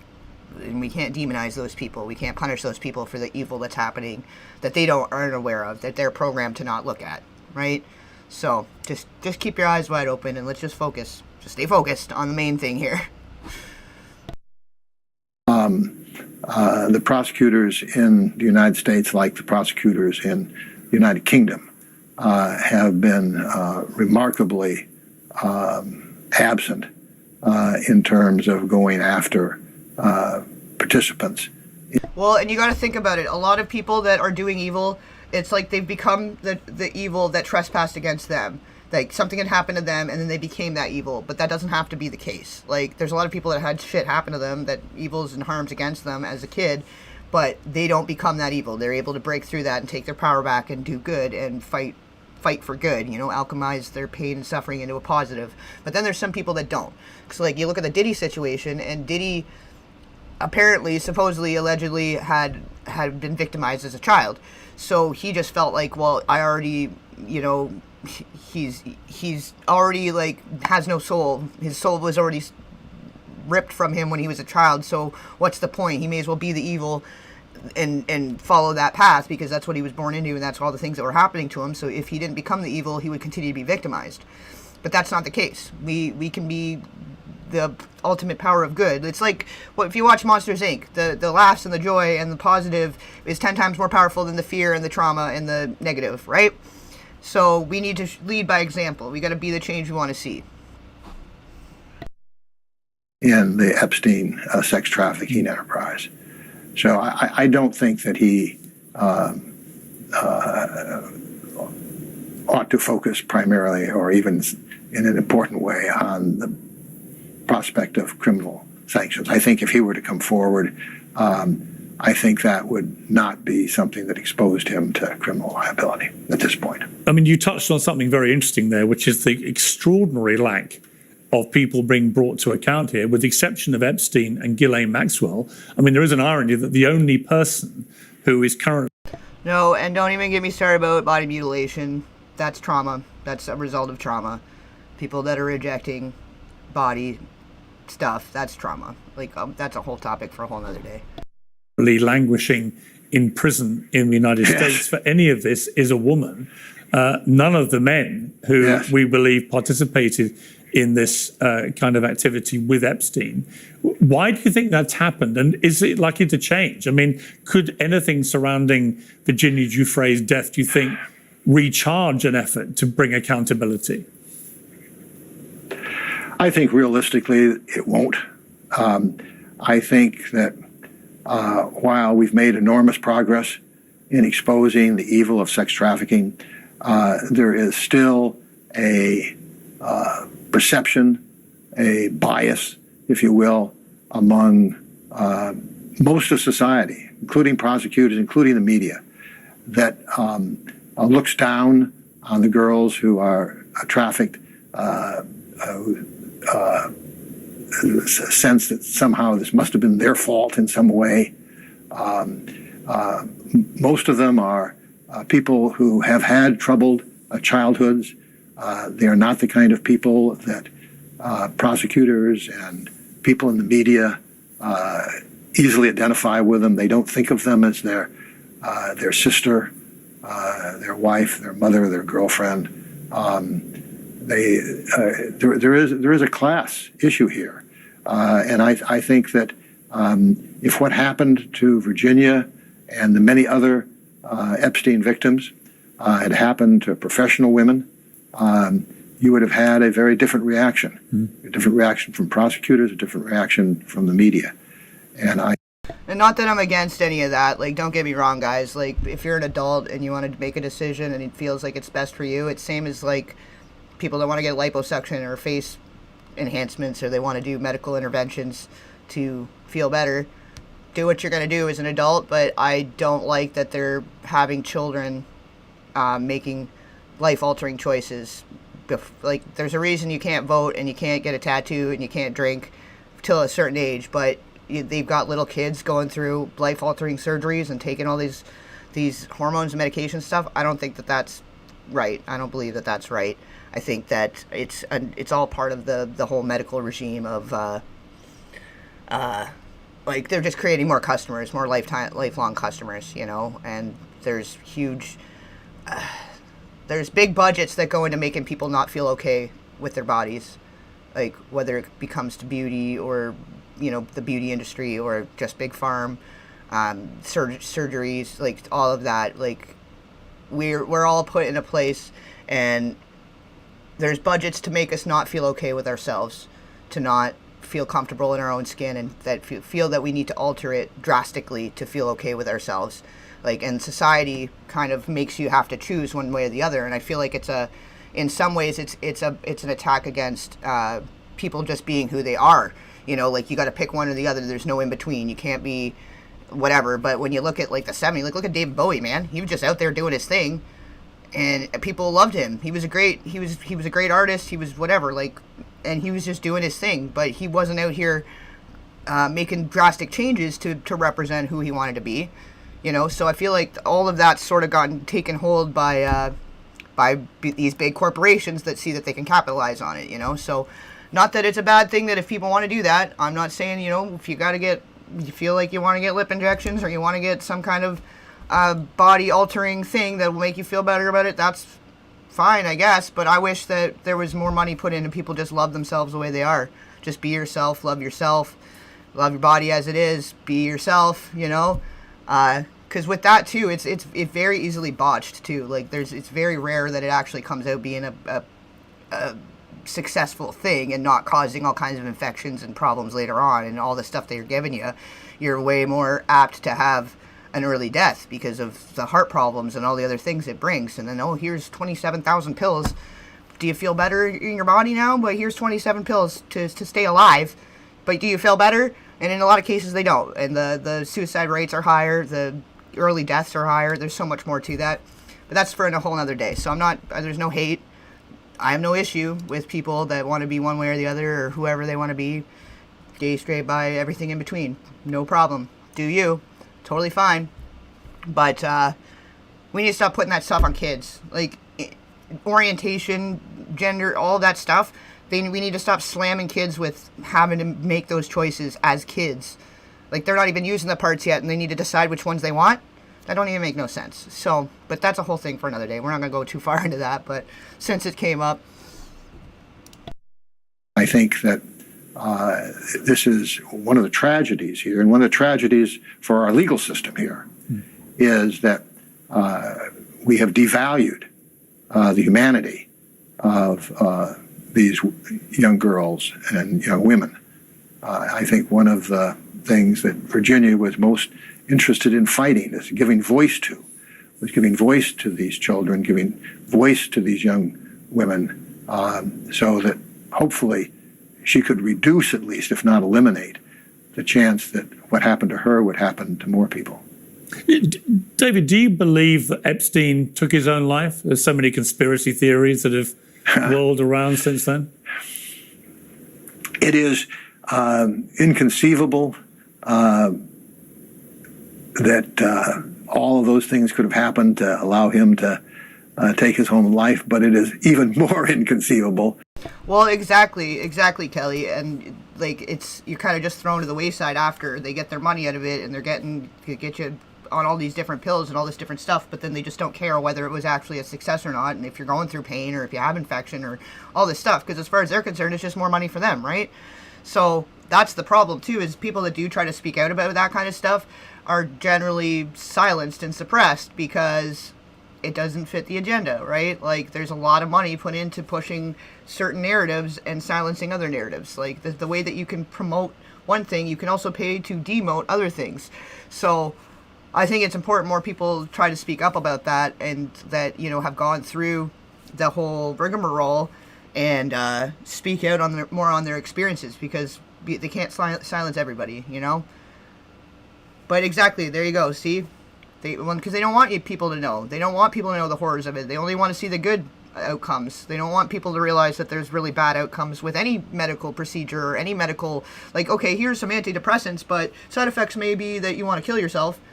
Oh, cool. Thanks, doctor. Thanks. So helpful. And oh, by the way, you'll never reach climax, and you're going to feel like a zombie, and you will lose all the essence of yourself, but you're not going to want to die, but you might want to die.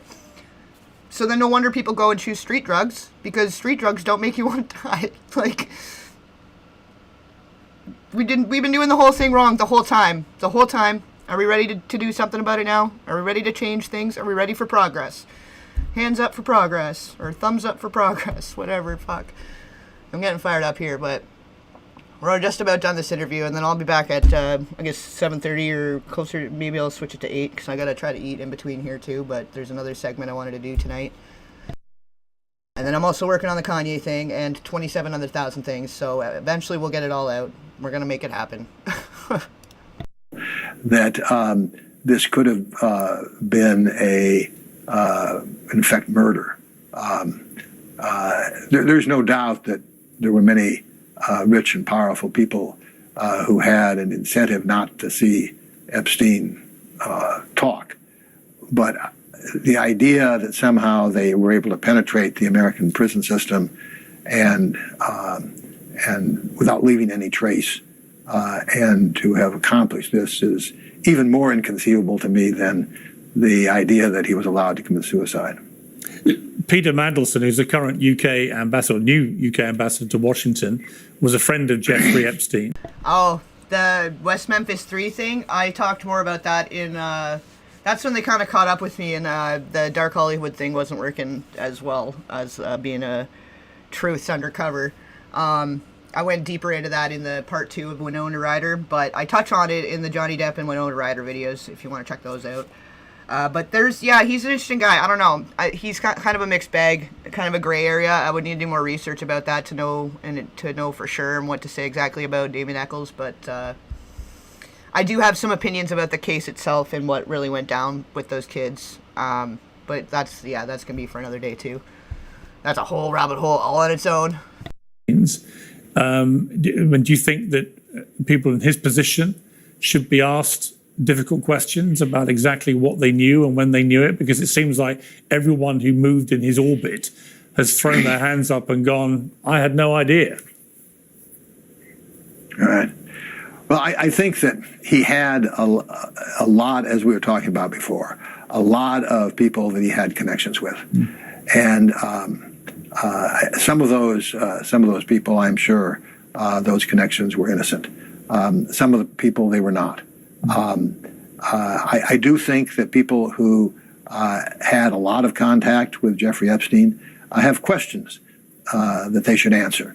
But I think that we also need to be careful that we don't go on sort of a witch hunt in which sort of anybody who ever had any contact with Jeffrey Epstein is presumed to be involved in the sex trafficking. There were plenty of people that we know were involved in the sex trafficking to go after, and I think those are the people we ought to start with. Yeah, definitely. See, this guy's spitting facts. I'm about it. You know what? Like, it takes two to tango in that whole situation. Like things aren't as black and white as they want people to think either. Like, there's so many more layers. Things are a lot more complex, and there's so much more to things than just one or the other, you know? And, yeah, like, I won't go too deep into the Johnny Depp and Amber Heard thing. Like, the Johnny Depp video I did was before the trial and all that happened, and it was more, yeah, getting into just some of the things and the overlaps and some of the darkness surrounding his life and situation. But they both did wrong things in that situation. And I think it kind of turned out the way it was meant to. They both had to pay each other to kind of cancel it out, and like they were both in the wrong. But at least he had his name cleared because he was kind of smeared into oblivion. And not that he's innocent, but not that he was guilty in the ways that they were trying to present, you know, or that she was trying to make it out to be. But there's so much more to that too. Like, that'll be, yeah, that's its whole own video all on its own. I kind of was meaning to cover it, but the more I was watching it, the more I was like, you know, I'm kind of on the fence of where to sit on that. And yeah, I just, yeah, that's a tough one. And finally, you know, in the last few months of her life, she seemed to be spiraling, Virginia, in a very sad way. There were restraining orders against her estranged husband. There was a bizarre hospital admission. There was a bus crash, which she said she was days away from dying following it, but it seemed to be massively exaggerated and so on. There was a previous Instagram post several years ago in which she said, you know, don't ever believe it if I'm reported to have committed suicide, it won't be true, and so on. Her family said after she died that the trauma inflicted on her by her abusers was not over when the court case was over. Do you think that everything that was going on in the latter stages of her life was all basically something that can be charted back to the abuse that she suffered? Well, I think the abuse that she suffered continued. I think she was abused sexually by Epstein and his collaborators, and then she was abused reputationally, and verbal abuse and very serious attacks on her that would have affected almost anybody. So I think that there were two stages of that abuse, and that abuse didn't end with Epstein's death. It didn't end with Maxwell's in prison. Yeah, like we definitely need to talk more about like the gang stalking and like cyber terrorism and the way that people can be attacked, you know, spiritually, psychologically, digitally versus just the physical stuff, right? But yeah, I don't like there's so much to that, to go into that rabbit hole, but I do know that one of the other survivors that's been speaking out that I wanted to do a segment on has talked a bit about the eugenics of it all and potential of that. I don't know if we're even allowed to talk about that, but I know that that's been a thing for a long time. Like, there was the Raelians and Clonade way back when, and they were already doing stuff then, so who's to say they weren't perfecting it over the years? But definitely I need to read more into that. I know it's in the Tila video we kind of touch on it because there were some connections there, and some people have talked about some of the labs, the secret laboratories and science stuff happening, technological stuff happening that's, way ahead of what we realize it is. Like the internet, they had it like 20 years before before the public had access to it, so there's awful lot of technology and science and things that we don't know about yet that's already happening that's not released to us till later, right? So definitely be something to check out, slowly but surely. But I do know that, one of the other victims in the Epstein case, like I said, I wanted to do a segment on her, and she's talked about some of the stuff that was going on at the Zorro Ranch and some of the stuff she witnessed. And there's some stuff that she was talking about the Butterfly Foundation and stuff that Epstein had started, and I think there's two dual meanings to that, and the one that maybe she hasn't picked up on yet. But a lot of the survivors of the Epstein case used the butterfly symbolism, the blue butterfly. And so there's more to that even. There's way more to that than I think even they understand that we could get into. If we get into like Project Bluebird and Monarch and all that stuff, because we know that the MK experiments were very real, and everything they learned over between the 40s and the 70s went into practical application. Just because the human experimentation and the MK project ended didn't mean that what they learned and were figuring out during those years, they didn't just throw it all away. It all went into practical application, and that's proven just in this fact of, like, if you look up the Kubark interrogation manual. And that alone kind of just shows how people can be manipulated and coerced and controlled, not only to just tell you information, but to do things. So there's so much more to all of that we'll have to dig into that all connects in different ways, and whether or not there's eugenics and medical experiments happening to create more humans for whatever evils they're trying to do. That's a whole, that's something I think each and every one of us should do the research and, use our discretion and draw our own conclusions. Because they do talk about, some of them talk about like the shape shifting and the reptiles and all this stuff too. And in my opinion, like, they're probably drugged. They're probably given hallucinogens so that when they're doing awful things to these people, then when they go to tell it back, they sound insane, because it's like, oh yeah, and then they turned into a lizard and they were doing this to me or doing that to me. And so I don't know, like, maybe there's more to that I need to read into, but my opinion is that would be under the influence of drugs. Then when you have hypnotization and putting people in a trance and making suggestions of what they're seeing, then when they go to try to tell it, it just sounds crazy, right? So that would serve a purpose in a way, to have them think that. Like, and I don't know if anybody's ever done some mushrooms when they were in their early years or whatever, had a little psychedelic experience. Some people see like dinosaurs, or they see reptile things, or they see, like, depending on the strain of the fungus, they can see different things. And then, like, you look at all the way back to like biblical times, and they're like, oh yeah, like, we were in a desert and we saw a burning bush and we wandered for 40 years in a desert that should take you 4 days to walk across. Well, were you eating peyote buttons? Were you eating some of the cactuses to stay nourished and hydrated, and they happened to be psychedelic? I don't know. So I think we need to look at more about how psychedelics and hallucinogens are used, how different substances can be used in different cases. So then people don't really know what they're looking at, what they're seeing. Because I don't doubt that there aren't different medical and scientific experiments happening, and bioengineering and eugenics and different things going on when people got all the money in the world to do these things and have their own labs and have their own little experiments going on. I'm not doubting the existence of that, but I think that we need to really look logically and the factual, what we know to be facts, and not be erring on the side of conspiracy theory, because that's why people don't open their eyes and why they don't listen, because it gets to a point they're like, okay, no, that's craziness. I'm not having any part of that, right? So we have to really look at it in a factual, logical, reasonable, historical, and do all the research on all sides of it and draw the conclusion from there rather than just taking it at face value, And it didn't end with the settlements with Prince Andrew and others. What happened was that because she was such a fierce advocate, and because she was such a strong advocate, Epstein's collaborators, who wanted to protect their own reputations, savaged her, continued to savage her in ways that would have been difficult for anybody to deal with, but were particularly difficult for somebody who was as vulnerable as a result of the past abuse. So I think that the spiraling down that you refer to was the consequence of years of abuse.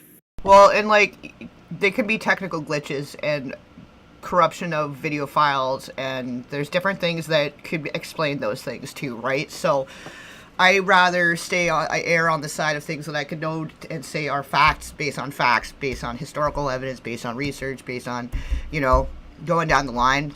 Because you can't just come out and this is the kind of information too that gets put out there and people get on that track, and it's what discredits people that are actually doing solid research and looking at things for what they are. You got to realize they sow seeds of disinformation and conspiracy and all of this to make everybody look like a nut that tries to talk about any of it. The phrase conspiracy theory was invented by the CIA to deter people from questioning things or from looking past the main narrative, for thinking beyond the, and questioning and doing their own research. So we really need to keep a strong stance in fact and standing in our power and what we know to be facts, and not speculate too much on those sorts of things, because then we're not getting anywhere. We're not going to get anywhere. We're going to keep spinning our tires for years and years, as we have been. So we got to start doing things a little differently and looking at things a little more, what's that song? The Breakfast in America by Supertramp. Watch what you say. They'll be calling you radical. And it just distracts people from what's really going on. Let's focus on the children. Who cares if they're flying spaghetti monsters wearing colanders on their heads? I don't give a shit. Are they touching kids or not? That's let's just focus on the main thing. I don't really care what they're doing otherwise. I'm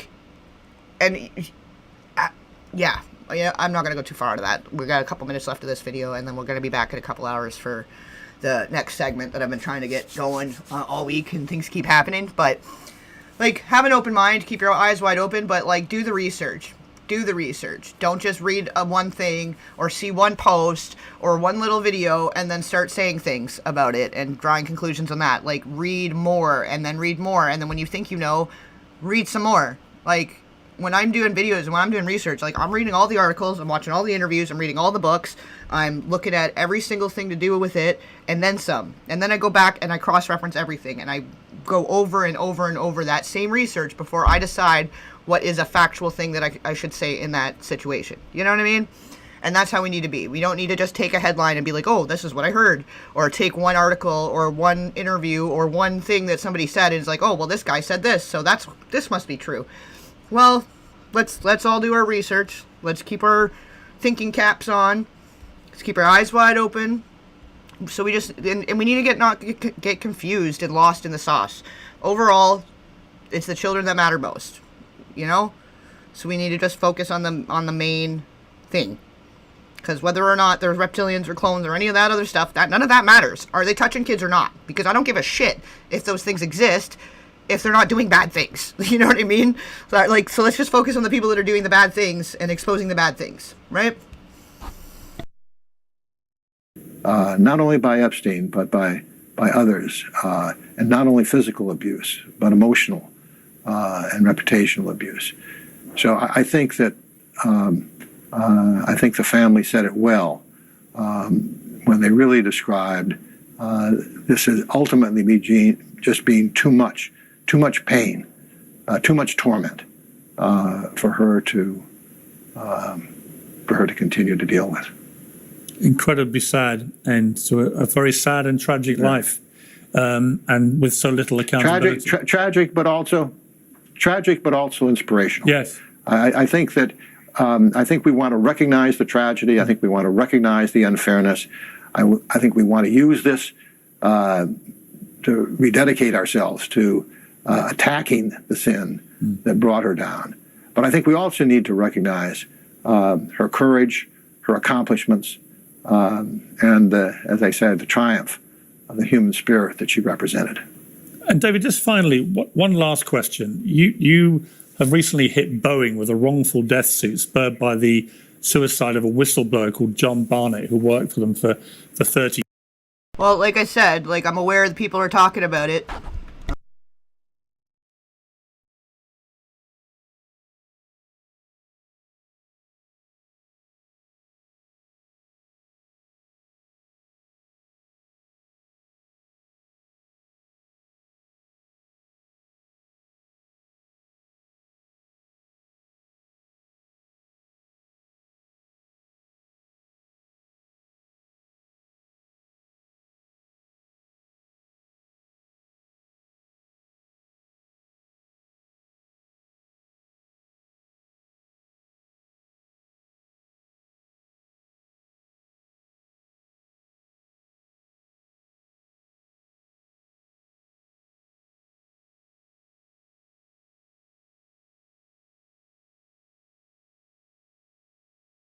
Ah, shit. I don't know how it's picking up. It was picking up my audio. It looked like the audio was going. Okay, sorry, guys. It looked like the audio was going. The audio thing's moving, like it's picking up the audio, but I guess it wasn't coming through the thing. Sorry, guys. I gotta get a new mic. This mic is fucking... It's already been an issue for so long. I keep meaning to get a new one. But anyway, there's more immediate tasks at hand on the surface world before we even worry about all of that. There's so much more going on that's a present issue that, it's a house of cards, and you start pulling the cards out, all of it's going to crumble. So let's focus on one main thing and not get too distracted by other things, right? I know that some people are talking about it. I know other people have talked about it. We know that Dolly the sheep thing and the Braillians and all that stuff was going on in the 80s and 90s. So I know that is something to look at, but for me, it doesn't seem as important. Whatever they're doing to enable their evil and whatever they're doing to keep in power and the kids that are being abused, there's so much more important tasks at hand than worrying exactly how they're going about it on the other side of it. All of that will come with it. All of that will come with it. All the horrors and evils and whatever they've been doing with eugenics and bioengineering and genetic modification and all this other stuff that they've been doing. All of that comes with it. But let's just focus on the main task at hand, because otherwise it gets too confusing and people lose focus way too quick these days. Their attention spans are like toddlers for a lot of people. I'm not saying all you guys. You guys obviously got eyes wide open or you wouldn't be here. But if we're going to be able to get people to wake up, we can't start coming in at them about fucking reptile people and clones. That's not going to get us anywhere. It's not going to get us anywhere. We need to focus on the facts of there's millions of children going missing every single year. It's a $150 billion industry. We know that on all hierarchies of people can be involved in it, that there's good and evil in every group, sect, organization, religion, etc. Let's look at the people feeding that beast and not worry about how they're going about it in all of that. That's such another extra layer that we don't need to be there right now. We need to get everybody on the same page about this major issue to do with kids stuck in a sadistic and evil system. Let's just start there. And then let's worry about all their creative and new and inventive, crazy fucking ways of how they go about abusing the children. That's not the fucking point. The point is they're abusing children. That should be the main point. And then we can worry about the rest of that shit later. That's it. That's how people keep getting confused and thrown off the path of the truth and getting lost in the sauce of he said, she said, oh, that conspiracy theory, this conspiracy theory. We're not talking about conspiracy theories right now. We're not going to talk about that stuff because none of that fucking matters right now. We can think about them new and inventive and creative ways. Once everyone's on the same page of realizing what the kind of evil sadism that is in this world, what kind of darkness we're surrounded by, hidden in plain sight, then maybe we can start going that direction. But until people actually get what the fuck is going on, none of that is going to help us. None of this is going to help us. So let's just focus on the fact that kids are being harmed. Maybe just stay on that fucking topic. Let's just stay there, focus on that, and then how they're going about it and what they're doing on the other side, that'll all come with it. That'll all come with it. We're going to hit the dominoes. Start with the domino, poke a domino, and the whole fucking thing starts to go. So you're trying to hit the domino at the end. That's not going to do anything for everything else. Right? Let's start with the first one. First red pill. Let's get everybody on the same page. Let's wake them up. Then we'll go from there.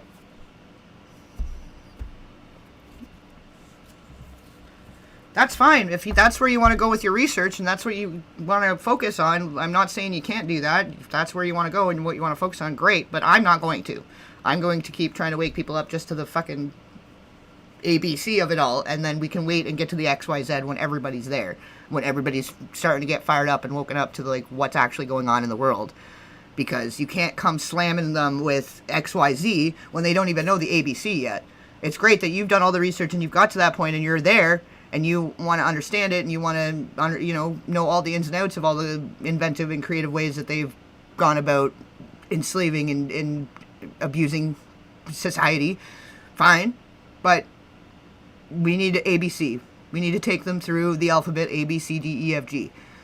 We can't skip ahead because we've been trying to do that. People coming out and saying all this stuff all these years that maybe it has merit, maybe there is some evidence and some receipts and things and whatever, but then they get silenced. So, like, let's just start from the beginning and work our way through, get everybody on the same page because knowledge is power. And if they don't even realize the depth of the evil that's happening, then you think that they're going to sit and listen about that? Probably not. Probably not. We're trying to wake up the average people, not people that are already doing the research. Like, it's great that people have already doing the research and they're already here, but the point of the matter is now waking up the people that don't get it. You know, more and more people are getting it, but how do we wake up the people that don't get it? You don't start with XYZ. You start with ABC, right? But anyways, I think this is like the last 2 minutes of this interview here, and then we're going to call it for now, and then I'm going to be back. I'm maybe going to push that back to like 8, to like an hour and a half from now, so I can get some food in me in between and be a little more prepped and ready for the next segment. But because definitely didn't mean for this to go for 2 hours, but we got in the conversation, of course. Years. Is there any possibility of any similar wrongful death suit being linked to Virginia taking her life? I don't think so. I think the Boeing situation was a pretty unique situation, and I think that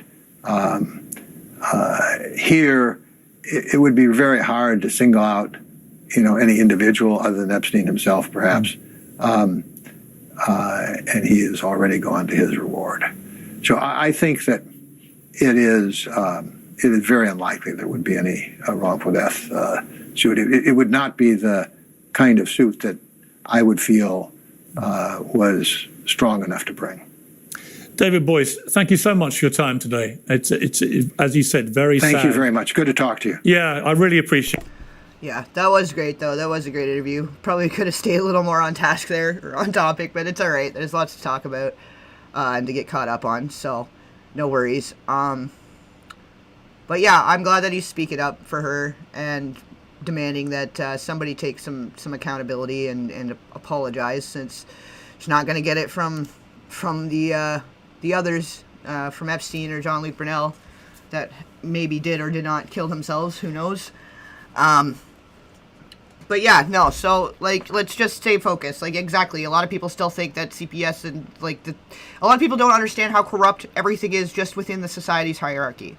So let's focus on the society hierarchy that people know and what they believe is good or evil, and, like, let's get them at least to understand that there's more evil in this world than they realize before we jam the whole thing down their throats. Because exactly, they did. They told us with the Dolly the sheep. Like, we do know there is some of that, but that's like deep dive. Like, if you're reading into this stuff all the time and that's where you've gotten to, great, but you can't start there with other people. Like, you got to realize you learned stuff step by step and went down A, B, C, D, E, F, G all the way down till you got to X, Y, Z. So if you lead with X, Y, Z, then you're going to sound like a crazy conspiracy theorist. Like, that's why people get labeled as crazy conspiracy theorists. You start off with that, and they're like, yeah, get your tinfoil hat on then, so let's focus on what we know to be fact. Let's focus on the fact that, yeah, people think that child services is supposed to be a good thing, but they just did a huge settlement for $4 billion for thousands of kids that have been treated and exploited through the CPS system and other juvenile services and programs since the 80s, and that's just California alone. Let's focus on, they don't want to believe that it's such a widespread issue, that child SA material is such a prevalent thing, and it's plaguing our society, but they just did a whole big bust in Florida where you could get access to millions of images and videos for like $100 Like, let's focus on that shit. That's the shit we know to be real. That's the shit that nobody... It's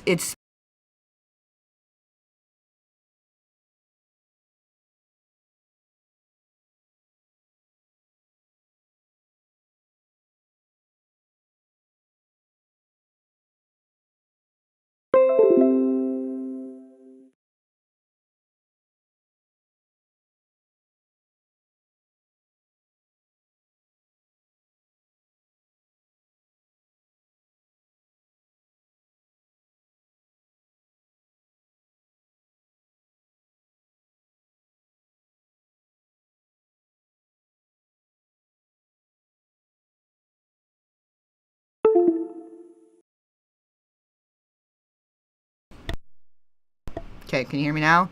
Yeah, now my computer's glitching out. The microphone is disconnecting. I don't know what the fuck it's doing, but we're done here anyways for now, and then we'll be back. I don't know if, can you hear me? Can you hear me now?